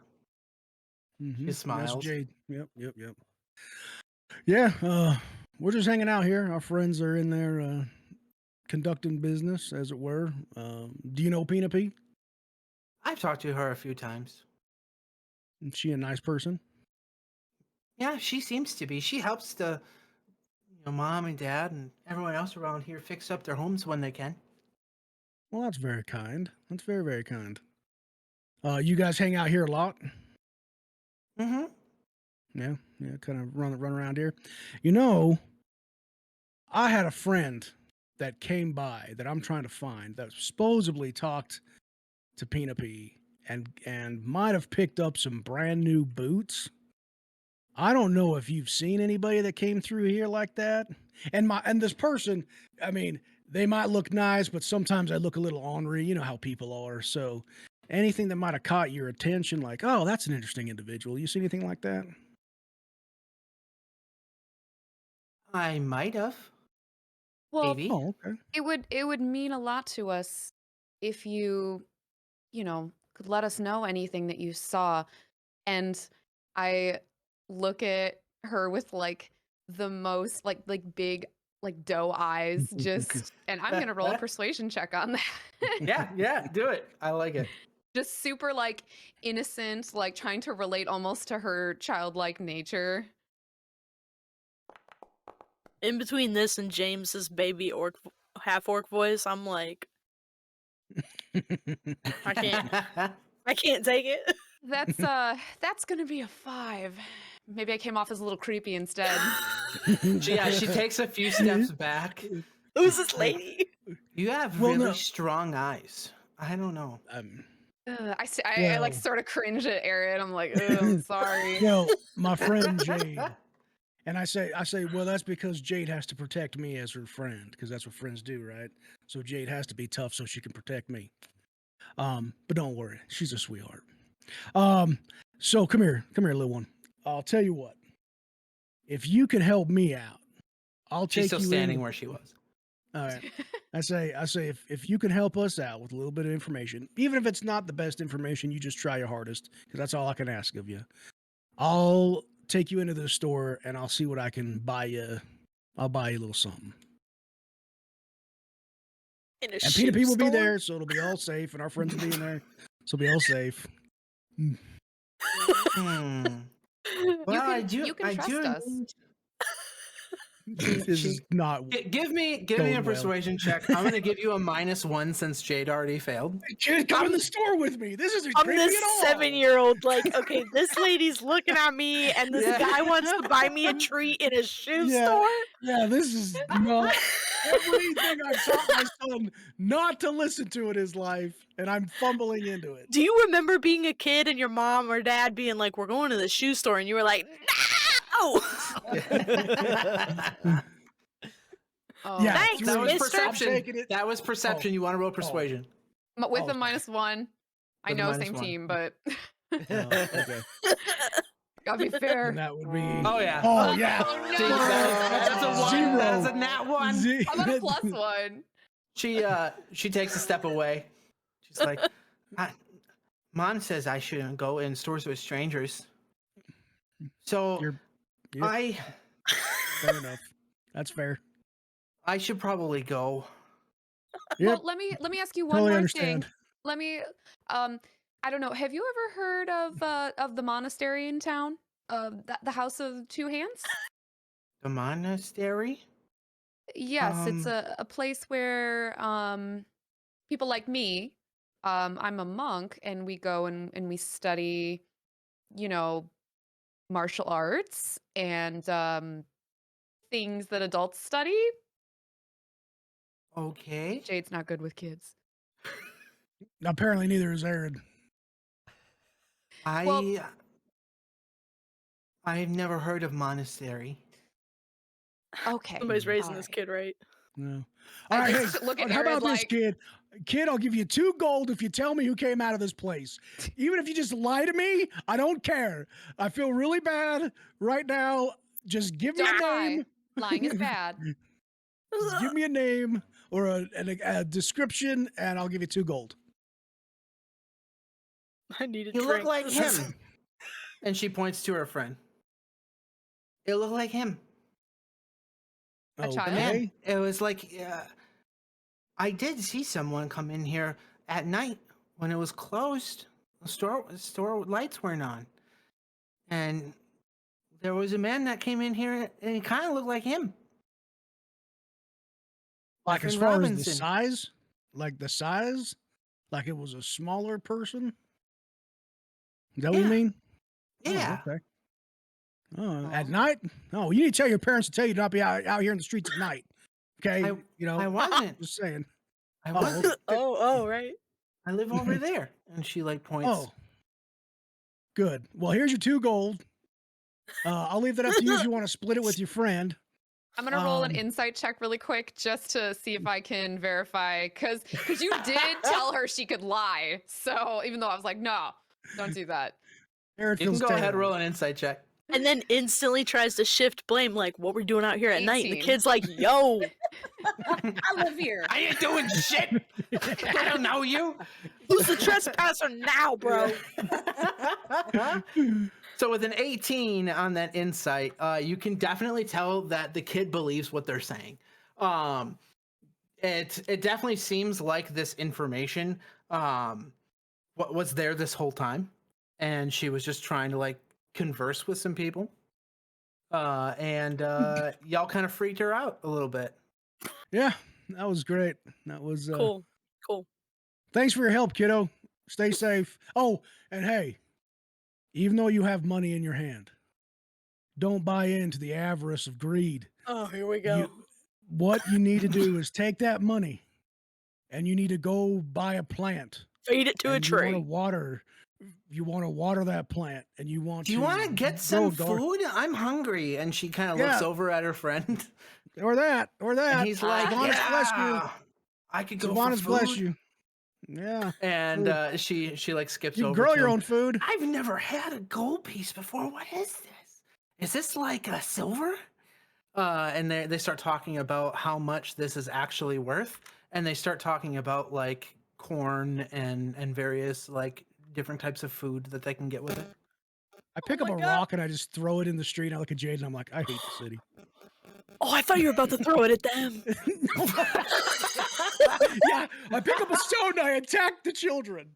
No, I mean, Tony, it's in with what you guys have been doing. Yeah, I rolled in that one and whatever. But no, We're I'm getting like, our I just pay. throw a stone. I just throw a stone in the street and I'm like, I hate the city. What's up? Rabbits are so camera. much easier to talk to. The camera fades back into the shop. That was terrible. God. We turn around, all of us at the same time, because we hear a stone hit someone in the back of the head, and there's a dull thud and a little scream. Anyway. So, what are you looking for? Anything in particular other than these boots, or if you wanted to ask Plum might know something about the person that came in here. Well, that would I'm be over- exceptionally helpful. I'm over it already next to Plum. I don't think I've ever like left its side. I'm still trying to like think at it. Zora's So, been trying to think at the displacer beast this whole time. It's currently in a staring contest with you, Zora, like, and but it's I'm not saying anything. I swear I'm winning. Like, I'm feeling like really good about it. Like, I've got like my cat eyes like staring at this thing, and I'm like leaning on my glaive, like, and I'm trying to ask it if it smelled anything special that night. The Ooh. night that these boots were stolen.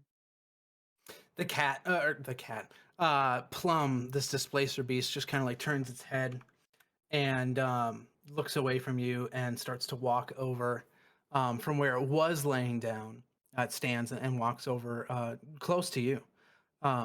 Takes a seat. Just says, yes, I did see a figure enter the premises. It was late. Penipee was not here. I was guarding.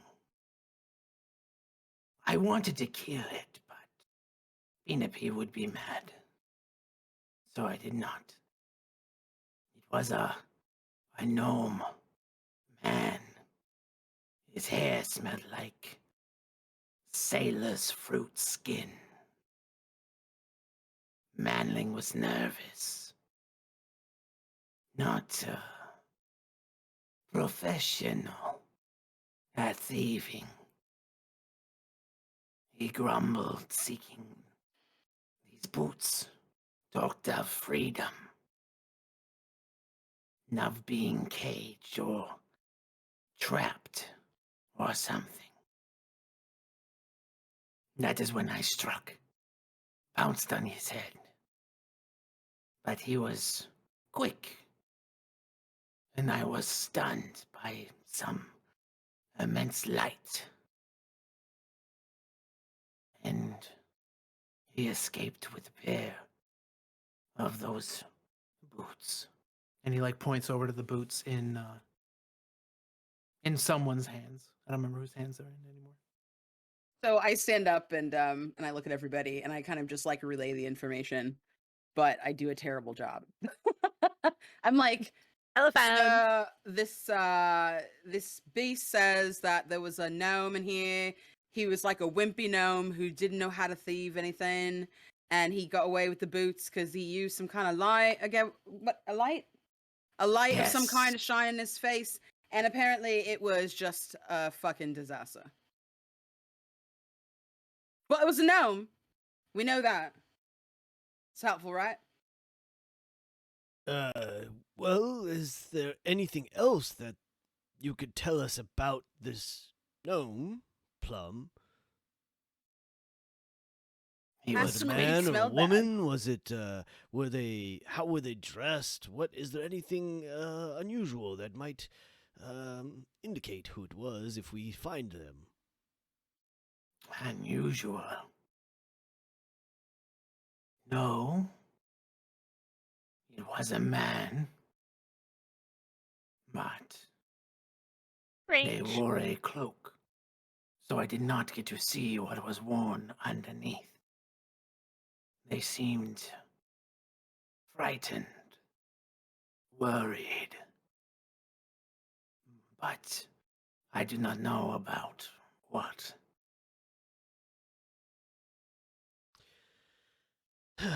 Well, drat.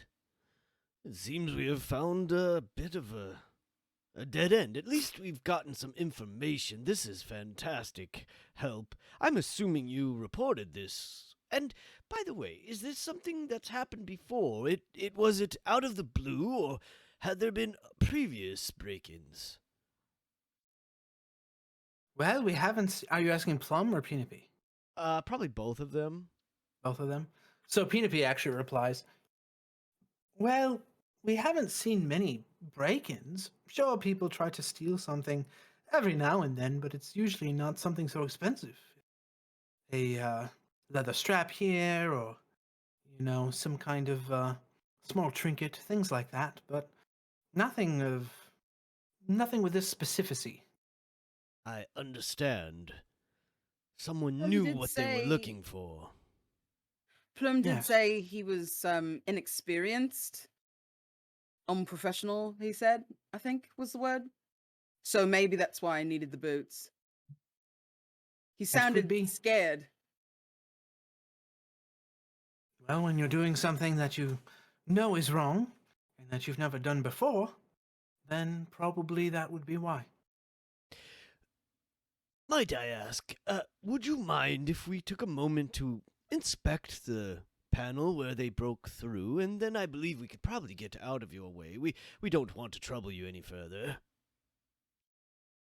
I don't mind. Are you working for someone? I'm sure you're not just coming here for no reason, other than to investigate on your own. Let's call it a favor. We're doing a favor for someone. So, in a manner of speaking, you could say we were working. Whatever. Okay. Let me know if you need to get anything.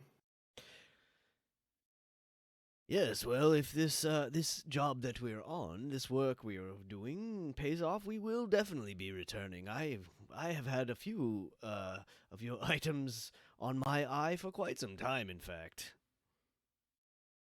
Well, you know where to find me.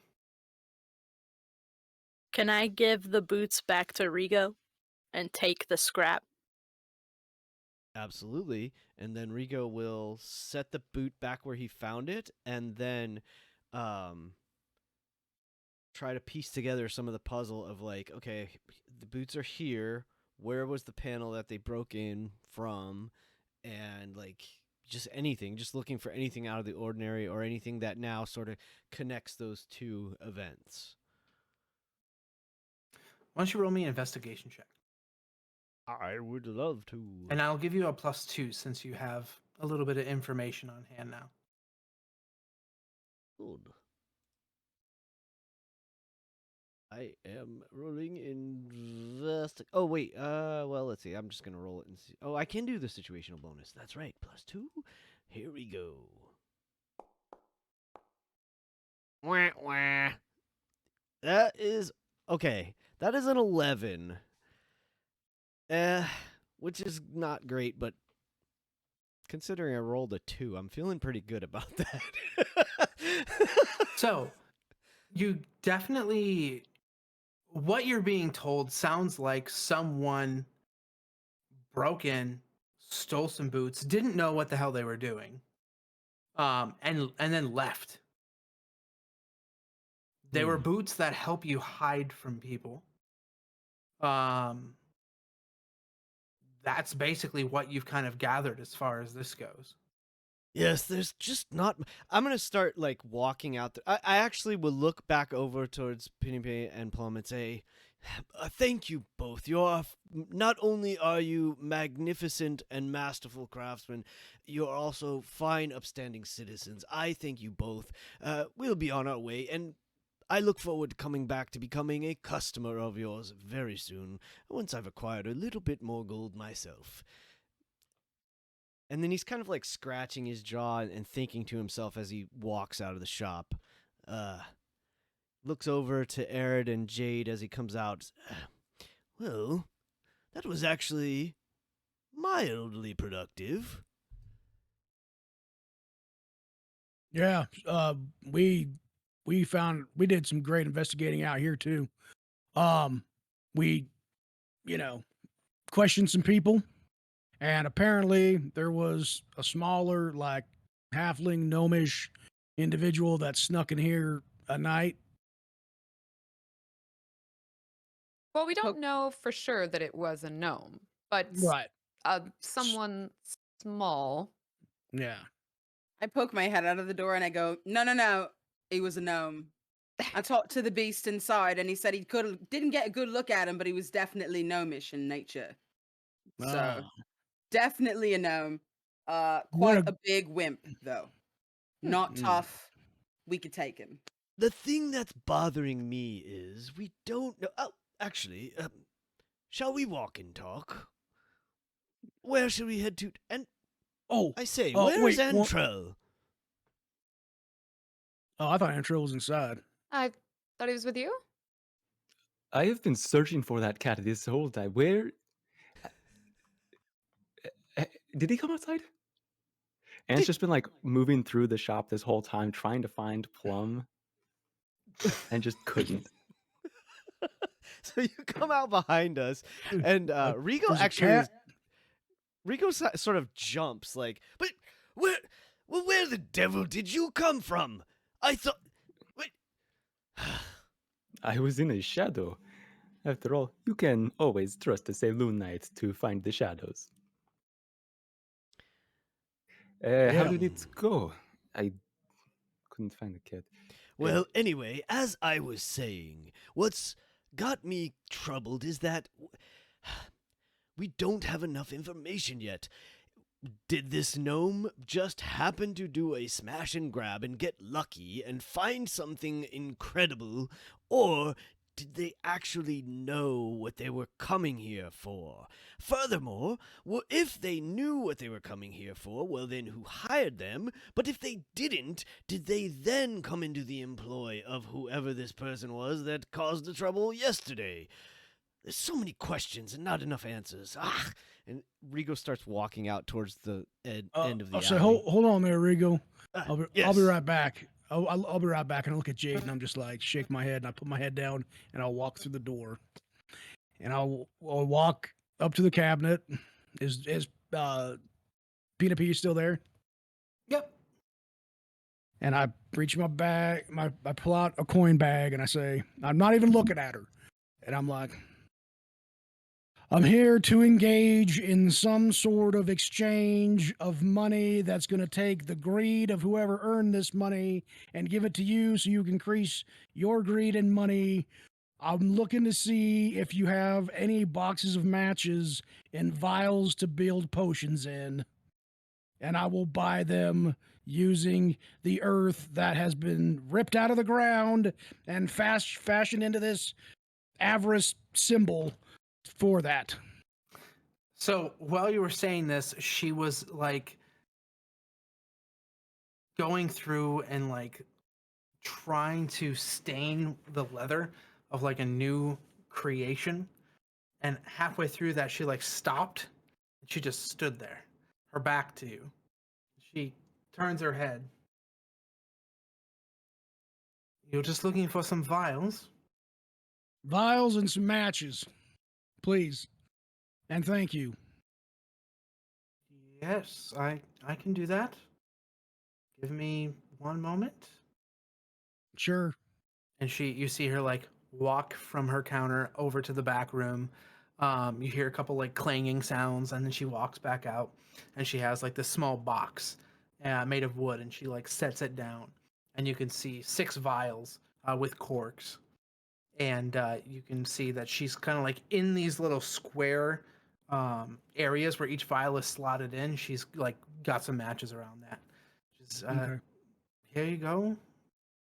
How much is that going to be? I don't normally sell these, but I mean, 2 silver. Here's Should a cut it. gold piece. I don't know how much that means, but here's some golden greed. I hope you enjoy your life, sucking everybody else's money and acquiring goods to survive. And as I walk out, do I notice the cat out of the corner of my eye? Yes. I just kind of stop as I'm looking at the door because I thought I just saw something. And I slowly turn and I just look and I look at it. I say, do you need to be freed? I would free myself if I needed to. Excellent. I Sylvanas have no loves you. master here. Oh, great. Sylvanas loves you. I'm sure that your life's wonderful in these walls and not out free in the forest. Great to meet you. My name's Arid. And I'll walk out the door with my hands full. You guys see Arid just walk outside with like this box filled with vials and matches. And I Jade's walk over just to standing Kid. there. Oh, sorry. Oh, no, go ahead. Go ahead. I was just gonna say Jade's standing there with their arms folded, like just kind of smirking at you. Yeah. And I walk over to Kivit with this box and I say, here, now you don't have to borrow my matches and you don't have to use beer bottles to make potions. And I hand it to her. Oh, Master Seed! What a gift! What a gift! It's just like a festival. This day. Yeah. Festival. The Festival, beast. that's what. Yep. The magic. Yep. Yeah. The things Enjoy your I box. will make. The things I will make out of this box. Yep. I sure hope so. You But bet. But Master Seed, you have the best fire tool. You. I do. I can tell that you have great need. I know something about making fire. And you make the best fire, but you have this strange herb. Oh, yeah. What I a mean, thing. that's a totally different thing. Yeah, I mean, hey. It's a so magic. like, It's a magic. hey, it is the best smoke leaf you're ever gonna have. It's grown by my friend who lives in the forest. This fox individual who remains hidden and only comes out at certain times, but he's quite, he's got a green thumb, not to put too fine of a point on it. And yeah, and no, next time if I ever get supplied again, which hopefully that bird makes its way to the forest, and yeah. Well, I told that bird to go find my buddy Jack, and he'll tell the fox guy that I'm out, and then the fox guy will give Jack some more, and hopefully the bird will bring it back to me. It's a complicated, supply chain to get me my supplies. You But say when I the do, best smoke. yeah, when I do, you can have some. Back at the forge, if they knew. But wait. Yeah. And Kivit's gonna kind of like shove up the scrap. Oh, okay. You use the herb a lot, so you must have the clearest lungs. Smell it. Okay, I smell the leather. Yep, that's a dead animal. That some animal was killed and turned into this. Yes. Yes. But something else. Something strange. Okay. Do I notice anything strange about this strap, DM? You can tell that there's some kind of like you felt magic before. You can definitely feel like there's some kind of like tingling coming from those leather scraps for sure. Oh, I think I get what you're saying here, Kivit. Yeah, this does seem a little extra special. Yeah. Is that what Rigo was talking about with the lady inside? So many things. So much information. So many just the person and the beast with the antenna and the Yeah, saw that. speaking, but no one could hear it, and the sigils on everything, even this Yeah. Master Seed. But something else. Don't you smell it? Kivit, you are just something special, and I have no idea. It's leather, and it might be magical, and I don't know where you're going with this. I see. Yeah. Bjorn, he would agree with you about the special. Yeah. But I know there's something else. We must There's find gotta it. be. Yep. Absolutely. And We will. I'm gonna be bothering everybody with the scrap. Since I have some small proficiency about magical things, Mm-hmm. is it possible that I could pick up some of this stink that may be on it from the last person that wore it? I'm a gnome. I have a smell as well. It's all over my shoes. Yeah, but I've got survival, so can I smell the stink? Well, because I'm bringing it to you and I'm harassing. Smell it! Yeah. Smell it! Smell it! Not my finger. Scrap! Just smells like feet, Kivit. What else? What else? Why don't the both of you roll me perception checks? Because you're using Close your your senses to perceive eyes. the smell. Waft it up. I got an 18. Da-na-na-na-na. 12! Watch out! So, Kivit, you got some kind of scent from the scraps, but with Zora's superior survival instincts, the smell of feet is very apparent in the boots, in the boot scraps, and it definitely smells smelly. Okay. Definitely smells like someone wore these, but not for like an extended period of time. It's not like old workers' boots where the stench is like in the leather. It's kind of on the surface. And I look at them both, and I figured out what Kivit's going for. And I look around, and are there any dogs running stray in the street? Sure. Yeah. Okay. Let's see how many spells. Let's see where this goes. I don't know what you're gonna do. Yeah. Okay. I got a spell slot left, so I'm going to. Oh, how long does this last? Because I already cast it once. It doesn't tell me. Oh, 10 minutes. Okay, it's gone. All right. So I say, wait, I think I know where you're going with this, Kivit. And I put my hands together, and you see vines grow between my hands, and I dance them across my throat, and this weave of vines digs into my throat, and it starts glowing green. Oh. And I call to one of the dogs and speak with animals as I cast it. I want to bring it to Erd, friend. GM, who's watching us? everybody. I mean, there's civilians just walking down the street. I see a couple of them like looking at you guys. Perhaps you're still new to the city. You need to be. Question: are you registered? You see a couple people like whispering to one another across the street. Registered. Is the dog coming? I'm still yelling at the dog, and I go register. I look at. The dog's heading over. I look at Regal. I'm like, what? Am I registered for what? The casters and mages guild and the do you have no idea what I'm speaking of right now, do you? No. These organizations of great. evil. I don't know what they are. Okay.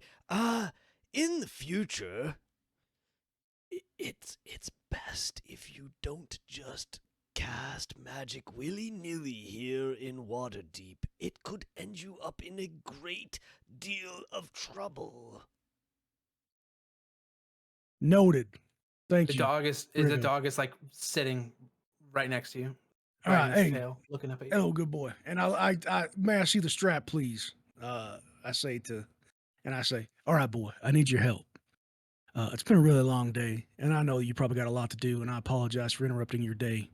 But if you could help out a servant of Sylvanas, can you smell this and try to find out a trail of who might have worn it before? And it kind of like leans forward. Yeah, just try for me, little buddy, and then I'll get you some food or something to pay you back. And then I hold out the strap to see if the dog will pick up any scent. It starts smelling the scraps, and then you just hear this like kind of like sub-auto like, and then it starts just running, and it's running towards the southeast. All right, I'll just yell, "Follow the dog" to the group, and I just start taking off chasing the dog. What is the dog's name? And he's running after him. I didn't get a chance to ask him. So we're following the dog then. Sounds right. Arid's gone. Like Arid's. There's just a green flash tearing down through the city. This is our best lead right now, Rigo. Come on in. Yes. Carry on. Let's go. I You guys scoop all it up start and I grab her towards the dog. and I start hauling it.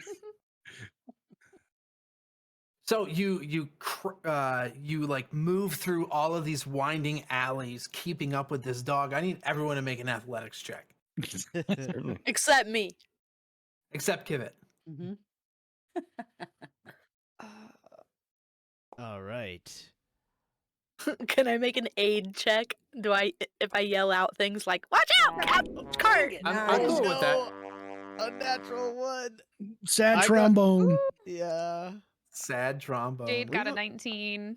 Yeah, Rigo got a 21. Can I roll with advantage because I'm carrying Kivit? Kivit rolled a 12 to assist. That would not be enough to roll for advantage. Fine. I got a 9.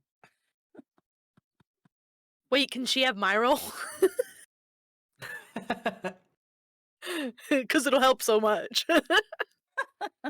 So, Aaron, you get so excited about chasing this dog down that you end up almost running right into a carriage moving down the street. So, like, everyone starts booking it towards this dog. You start leading the way, and the dog passes in between a carriage, like almost like moving underneath it super quickly.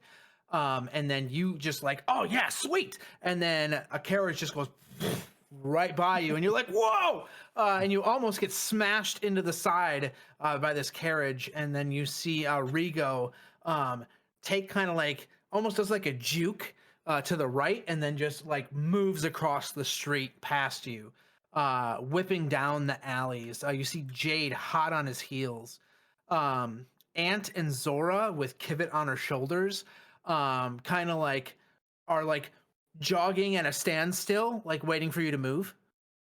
And then you get moving again.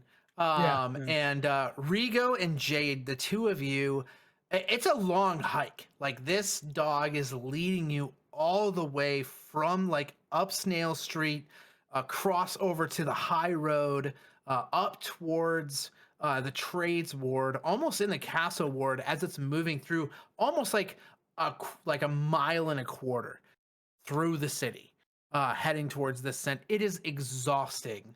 And eventually you all catch up to this thing, and it's sitting at the gates of the city of the dead.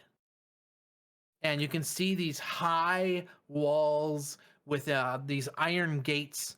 There's 3 sets of them. You can only see the one right now from where you're standing at, over on Coffin March Road.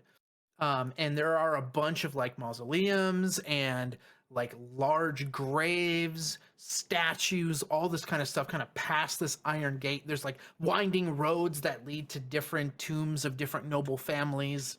And you can see 2 guards standing in front of the city of the dead, these iron gates. There's like a small kind of guardhouse, and they just look at the dog and then see first Rigo and then Jade, like hot on his heels, like running up, panting, as you two first catch up to the dog, in front of the city of the dead, and the dog's just sitting there, just like. "Arr, arr."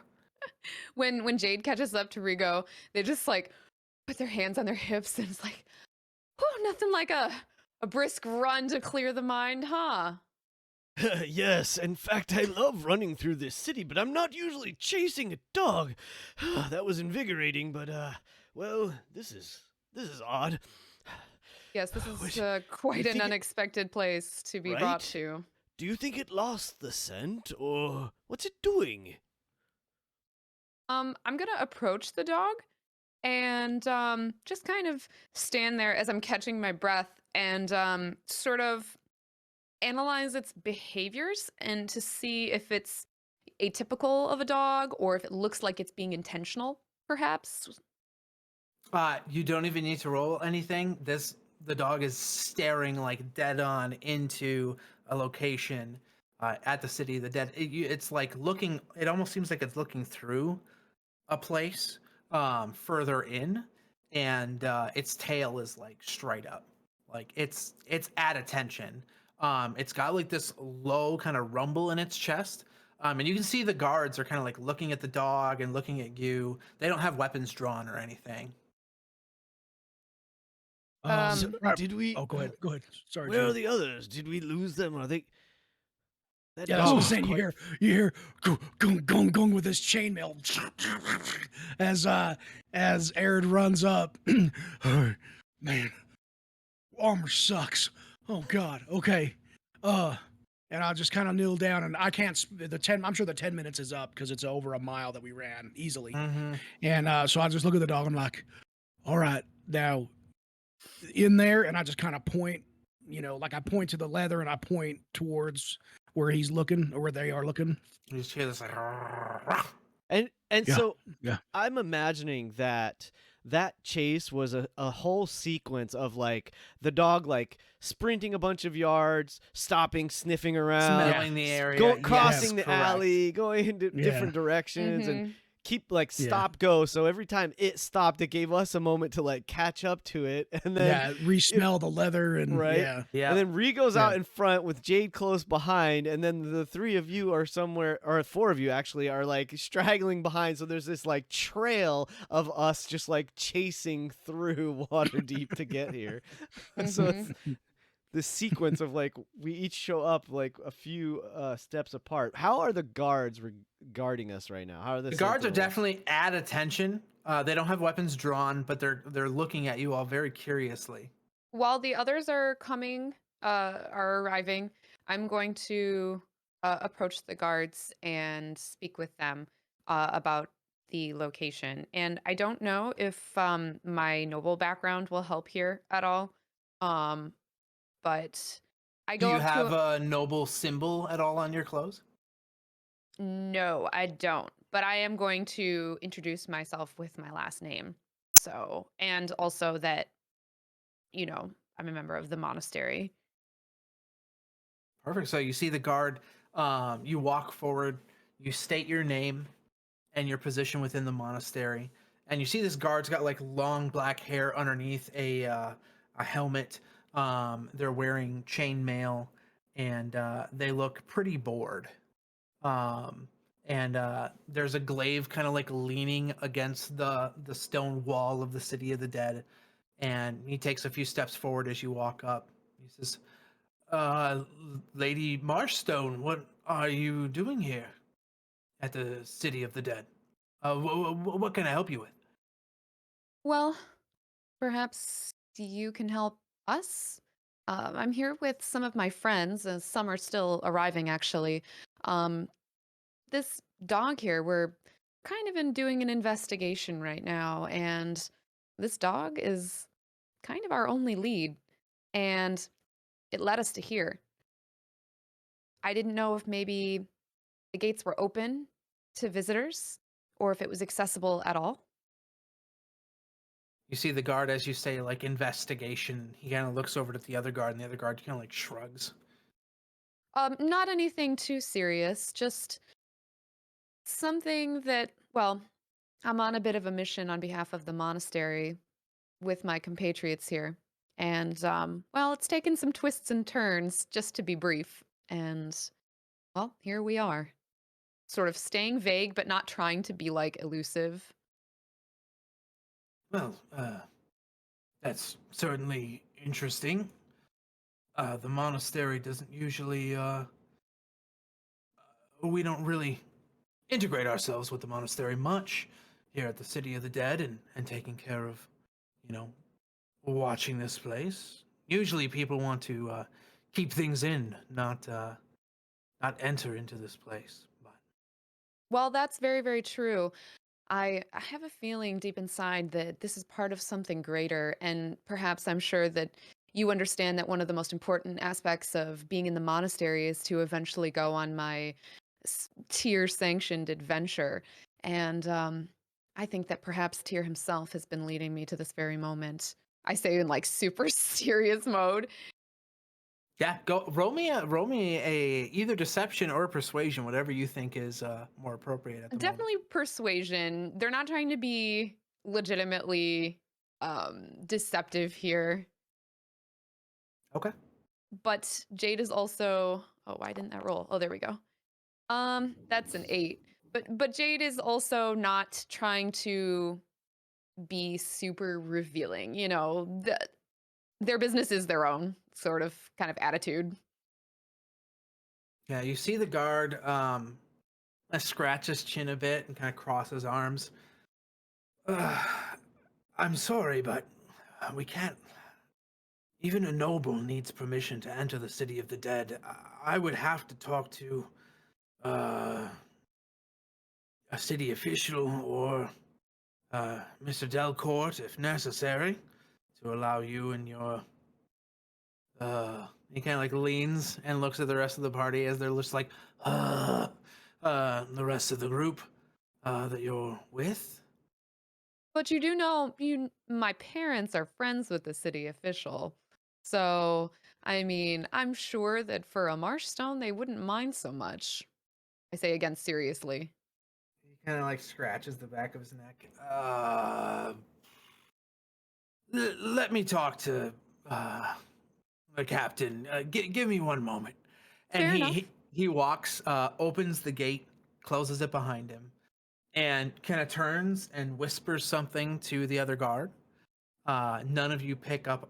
Actually, hold on one moment, because I believe My athletics is +5. I can pick up many things. Me and Zora have been breaking into stuff our whole lives, so Zora's like super impressed right now. She's like, wow, Jed, way to go with your big dick energy, eh? Real nice. Ant, you actually pick up the guard saying something about we can't let them in yet.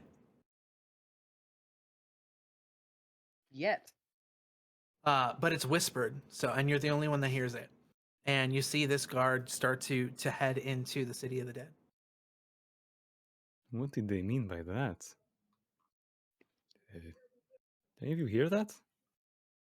They were saying something What? about they can't let us in yet. It's odd, like they're expecting us. It sounds like we should just go in there. If they're Did saying we anyone- can't go in yet, then we should just like go. Is this conversation happening like in front of the other guard, or are you guys trying to, definitely like- no. Definitely no. No, we're Okay. off to the side having a private conversation. Okay, just making sure. I probably walked over to after the guard walked away, I walked over to the group and explained to them that I was trying to flex my family name just a little bit reluctantly, but for the greater good. Greater good. Ah, Your family name? And what would that be? Well, my parents are quite well known and renowned merchants in this town, and I, for better or for worse, am one of their offspring. But you chose the life of a monk in a monastery? Why would that be? That's a long story, my dear friend, that I would love to share with you, but I look maybe forward to that tale. I'd love to know more about that.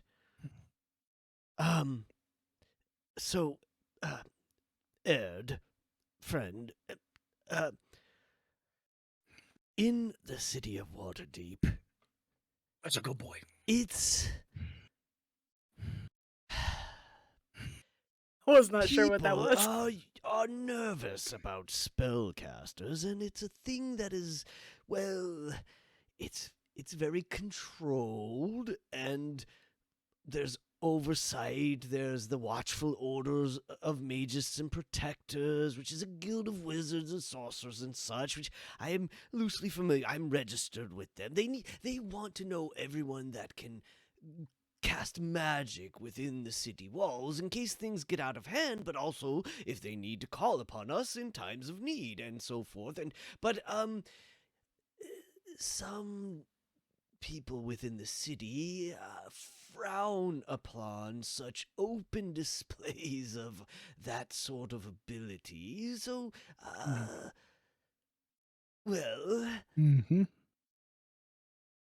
for your own good and for all of our good, best interests, perhaps just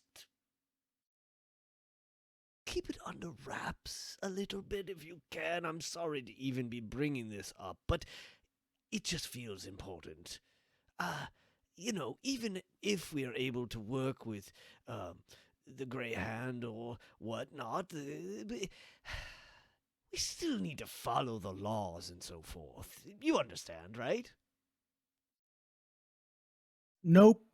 But all right, your laws of restricting people from being themselves and the freedom to do as they wish, so it works to confine them in whatever construct of control that the hierarchy has. I will do my best to follow that for you, Rigo. Wait, actually, hold on a second. I just thought something up from this. Rigo, that law that demands everybody that can cast a spell is registered with them. The person from the night before that robbed the place, they cast a spell. They must be registered with them. Antro, Well, you are genius. It hadn't even occurred to me. But you're absolutely right. We should, at the very least, think. Well, now that being said, and yeah, not everyone is registered, but it's. Anyway, that's a longer conversation. But Antrell, you're absolutely right. We must inquire with them. There are so many questions. There's just questions upon questions, and we're only got one or two answers so far. Well, yeah. then perhaps we can find an answer in here. Hey, and Antro's gonna like wave over the other guard. Can we come in? You said we couldn't come in just yet earlier, and it's been like 3 minutes. So you see this guard was like kind of leaning up against the wall, cleaning his teeth with like a pick. And he kind of lazily looks over. I never said that. What are you talking about? What are you talking about? Yeah, you did. You probably shouldn't lie to clergy, man.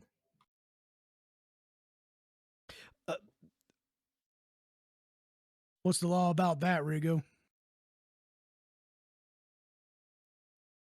Rigo's like, I don't know. I don't believe in nothing. It's fine. It's fine. How long do you think it'll take? I don't want to be a burden. Maybe a few more minutes. Just gotta wait for my partner to get back here.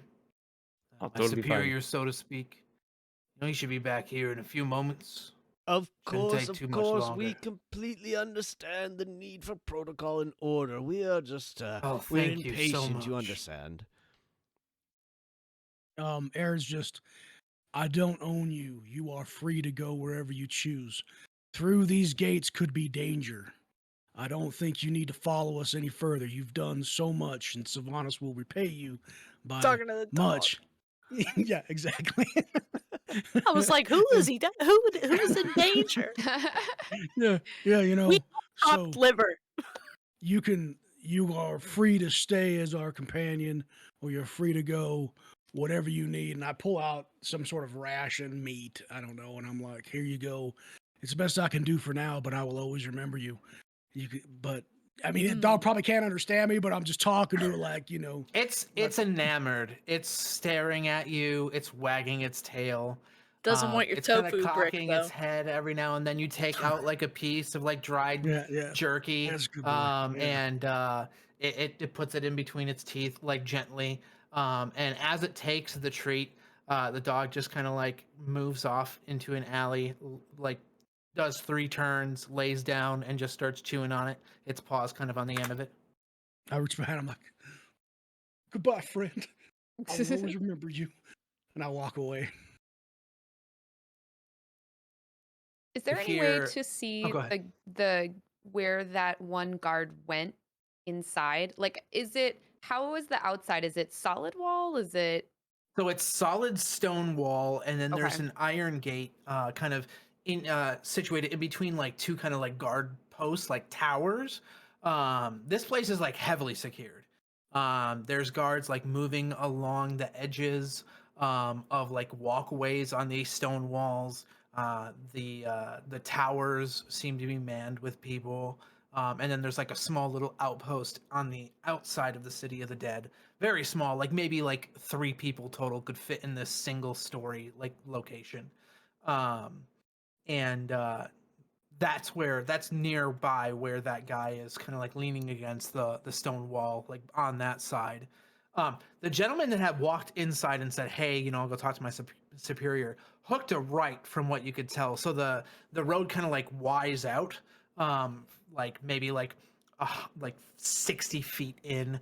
The road continues in, and then it goes into a Y and kind of like shapes off into like different areas of the city of the dead. Okay, so the guard that's still there is close to the gate. So Correct. okay.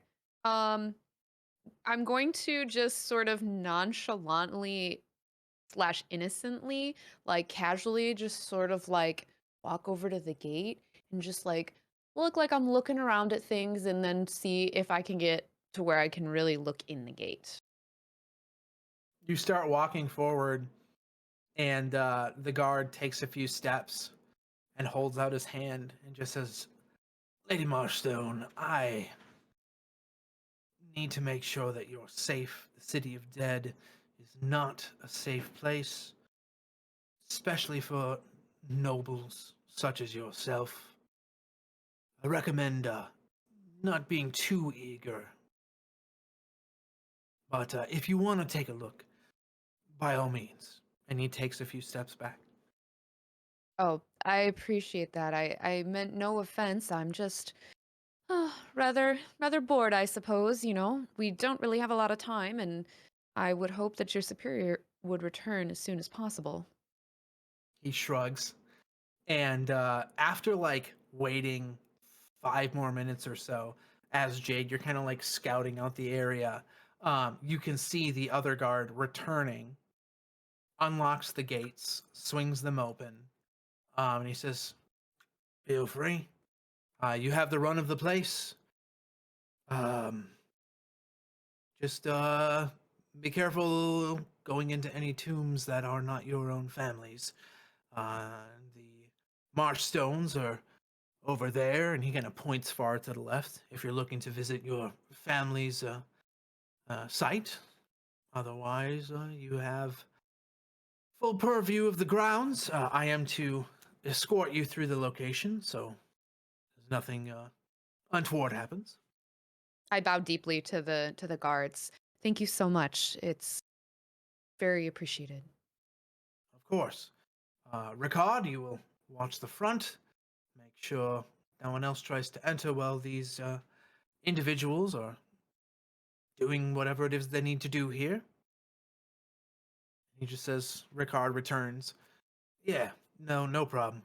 I'll keep my eyes peeled." "Good. Shall we?"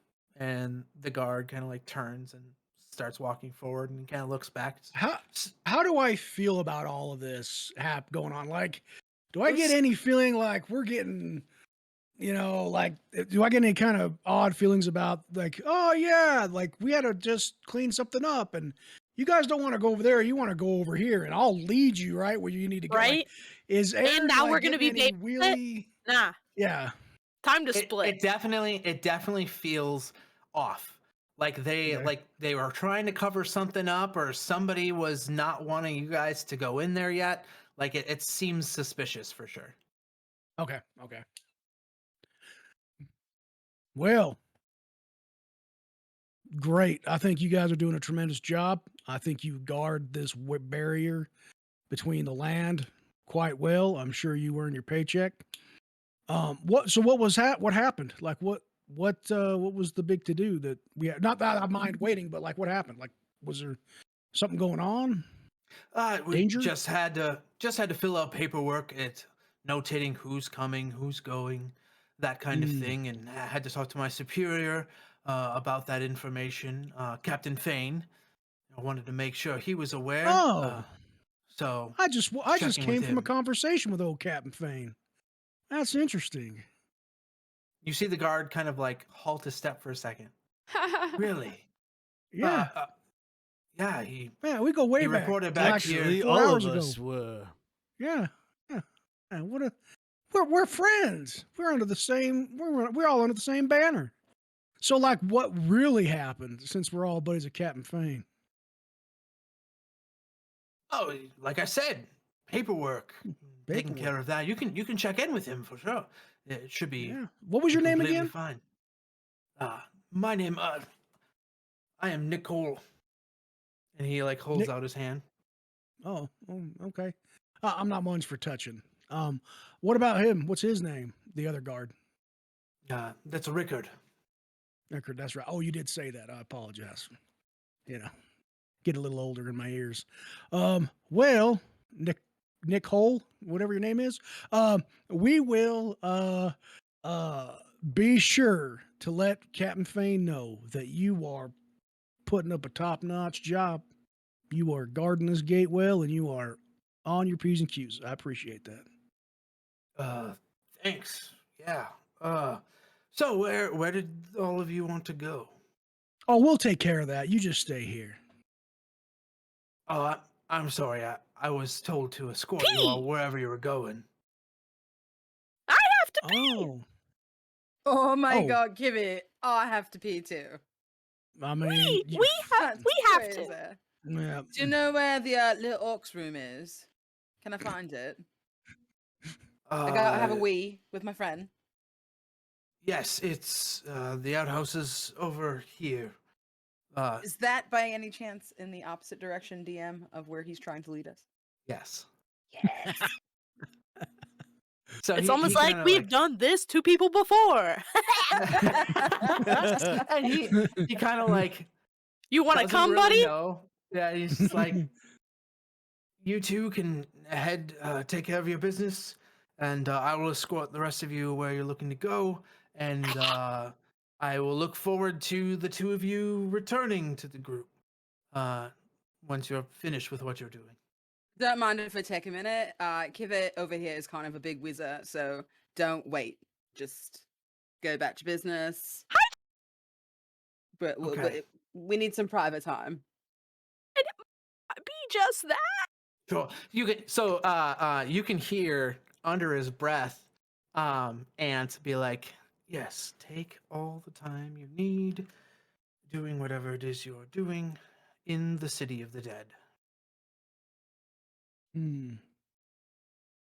Great. So as we're walking and like getting them some good ground, Ant's going to be bothering him, asking questions. So has anything strange been happening around here? We were. This is sort of a long journey this way, and I don't know. It's been a long time since I've been in the city of the dead. Oftentimes, I hear ill rumors of things coming out of the ground. Back on the old Tender Street, when the hands and legs, popped out. Has anything like that been happening lately? Lately, no. We have had instances of want to be necromancers and individuals that are trying to test themselves, see if they can sneak in and steal some of the riches of some of the noble families.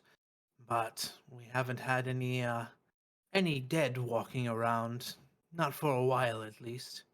I honestly never understood why the dead always want to have a good old tomb full of stuff with their riches, and he's just going to keep plodding on as they're walking along. Aird like spits on the ground, like is visibly moved at the mention of necromancy and the dead walking. Like he spits on the ground, like you can tell that definitely didn't hit him very well. Hey, what is Aird? And essentially, he just like looks over his shoulder for a second and pockets that and continues to talk this guy's ear off. So the guy actually asks you, Ant,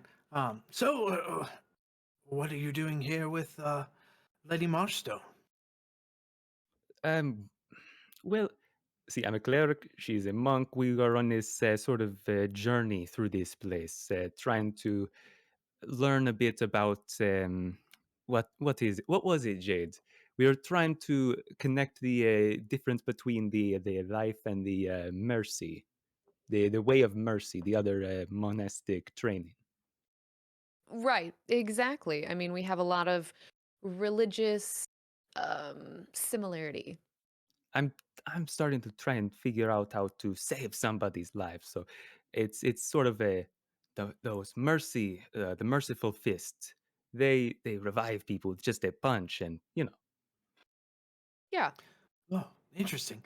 so that you can hit someone and make them feel better. Interesting. It's honestly not much different than the magic that I can cast. I just touch somebody and make them better, but they do it more forcefully. Yeah, so we're comparing notes. I use Yeah. my fists and he uses his palm symbol. What is it, Ant? And I continue to like feign like, I don't know, a distraction. You see, Selune has always. Uh, Lady Marstone, might I have a word? Yes, of course. I was thinking perhaps we should, keep our eyes out for that imagery we saw on the, or you saw on the cloak. I don't know if there's anyone in here from that old family or from that old, noble house, but, it just occurred to me perhaps there's a connection. I don't know if I had told you guys at this point about that. Oh, Or did I? I don't remember. Because I had been keeping it a secret sort of temporarily. Yeah. Until we were, because then like the dog lead happened, so I was gonna kind of wait until we were like alone. Because we'd been in like the city and stuff. But we can pretend I told you. I told you. It's fine. Yeah, so I mean, I Do had we it in want to my notes, so I was redact that thinking scene? we could. I thought we I don't were mind going either with way. you had mentioned it to us, and that we were. I don't think that we knew you went to investigate it, but I thought we had discussed the imagery. Maybe I'm wrong. Oh, well, I had because I had gone to the store to meet you guys because I'd gone off my separate way and I hadn't had a chance really to tell you yet because there's just constantly like people around and then we chased the dog. Yeah. But Yeah, I she could didn't have, talk after that. but we could just say that I told you when we arrived to the dog's location after everybody, maybe while we were waiting for the guard to come Yeah, back. waiting for the guard. It was like 5 minutes or whatever. We can see Yeah. then. Yeah. That way I Yeah, have to change that it in. works. Sure. Wonderful. So Okay, so what was your question? I'm sorry. no, well, so yeah, so I guess Rigo would sort of like pull you to the side and just quietly say to you that he thought it might be a good idea to keep an eye out if there's like he has probably been in the City of the Dead, but he's not like crazy familiar with it by any means. I think most of the people in Waterdeep stay out here as much as they can and only come when they absolutely have to. So, which is probably super rare. Like some people probably never come in here. He was just suggesting that we maybe look on some of the mausoleums and stuff and see if there's perhaps we might, maybe the dog was looking at a mausoleum that maybe, who knows, maybe that symbol is going to be somewhere in here. Yeah, I was going to do that after you guys talked. So I was going to ask James if we were headed in the same direction the dog was looking. Yes, Rigo, that's quite a good idea. And, my master did not specify when he said that they disappeared. He didn't specify, as far as I recall, that they were deceased or otherwise, but I would assume that a family such as them would have, tombs or a crypt here. They seemed, from what he said, to kind of go a ways back and were a good, well-known family in the city. So, yes, I definitely believe that that would be a good idea to keep an eye out for. I'll keep my eyes peeled. As will I. And as the group continues to move through the City of the Dead, being led towards an area that I still don't know where you guys want to go.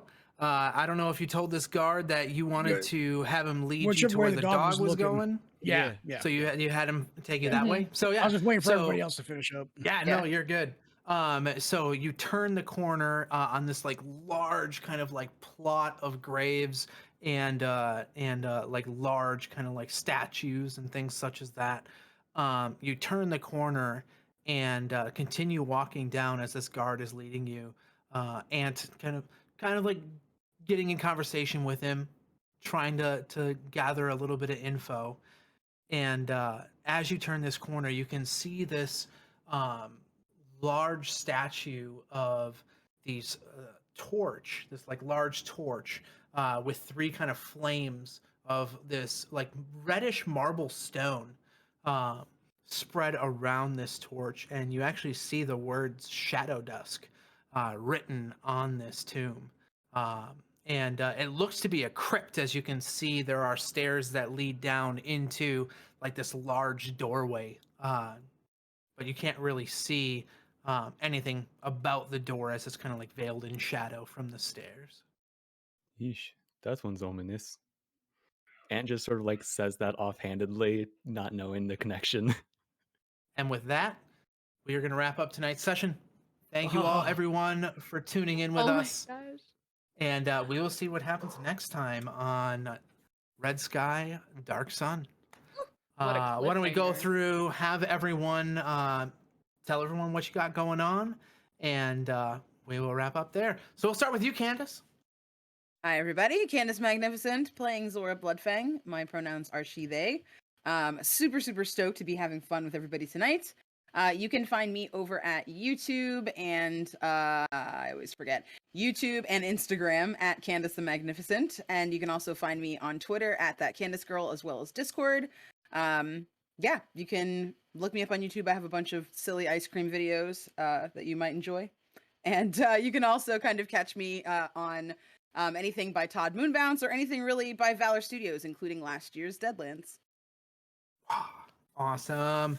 And we'll swing over to you, Tony.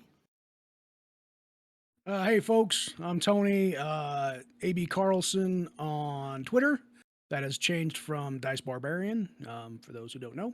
You can still find me. I'm still Dice Barbarian at heart, but, you know, going to start writing some stuff, so I got to have an author-type persona now. So, yeah, Valor Studios creative director, partners with James, make Valor Studios happen, and all these awesome people that help us out, make the magic happen. You catch me here. Everything that Valor Studio does, I'm either in it or helping make it happen. And you know, we got a lot of cool stuff coming up, so stay tuned. Swing from you over to Amanda. Oh, God. I love Amanda's baby son Intro. so much. Such a precious angel. Oh, hi, I'm Amanda. This is my son Kippy, as you could Aw. hear, and That was beautiful. he is very attached to me. But anyway, I play, when I'm not playing Cat Mom, I play Jade Marshstone here with Valore Studios. And this is where you will find me. This is my home. And tonight was amazing. I'm so glad that we've been at this for kind of months now, just getting everything down pat, and it is just so awesome to just be doing the thing now. Heck yeah. And we'll swing from you over to Gregory. Greetings and thank you. My name is Gregory, 1 in 20 D&D online on YouTube and such, and I am playing Rigo Liberi. I have been having a blast getting set and ready, and I'm here for all of this. I loved the role playing tonight. It was fun. These characters have so much to offer, and I can't wait to see what we uncover in the land of the dead. No, it's not the land of the city of the dead. Because I mean, who doesn't like, slinking through a graveyard? Who doesn't? Every Tuesday. Wait, Okay, that that's might what be we signed up excessive. for? And we will swing over to Taylor.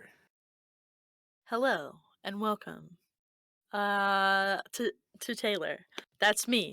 I'm here playing Kivet Geode, everybody's favorite rock gnome, because how many do you know? Not that many. We don't come out. I shouldn't be here, but I am, and so now Waterdeep's got to pay for it every day. I'm super excited. We have some there's so much stuff that hasn't come out yet that is even just like backstory bond stuff, and we've been carefully building this since when it's been a while. Okay, so come back because there's so much. I feel like we could go for the next 12 hours and still probably not leave the graveyard. So there's a lot of stuff. Okay. But when I'm not doing this, I'm doing a couple other things. I typically live in my permanent home on Backwater Bastards, a sci-fi comedy improv space adventure podcast. And it's not a thing that you have to listen to right now because it's a podcast. You can listen to it anytime, anywhere, any place. It lives wherever you get your podcasts. And I'm also the grandma on Running Feywild by Nat One Fun. Because come on, I'm old enough. The past 2 years have done it to me.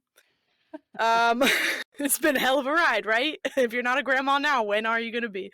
And then obviously this, and that's all I'm legally allowed to tell you. So just kidding, everything's fine. To you. Awesome. And go ahead, Kai. Yo, what's up, gangsters? It's your local grandma. You can find me here playing Antrell Lionstar, local bumbling. Our grandma. Fill in the blank. You can also find me on Twitch at Mascane, where I stream pretty much thrice weekly, and on Roll for Chaos, where I play Captain Lethe Ariane, Space King. Oh. King of the Space. All of And it. I'm James. I am your GM and co-owner of Valor Studios here with Tony. And it's been a pleasure having you all at the table with us, joining in on our adventure. You can catch us every Tuesday for this show. And you can also catch us most Mondays with Rollin' Bones with Ryan Howard, where Ryan Howard is the host of a talk show where we bring on guests from the TTRPG community and talk shop on what's going on with the stuff they're doing. So you can catch that on Mondays. That typically airs at around 8 p.m. Central Time. So yeah, you catch all of our stuff on YouTube. You can also find us on Twitter, Instagram. We're checking out TikTok, which has been interesting. Yeah, been a pleasure having you guys with us. Thank you so much for watching. Love yourselves. Love each other. Let's take care of this world as one people, everybody. Peace out.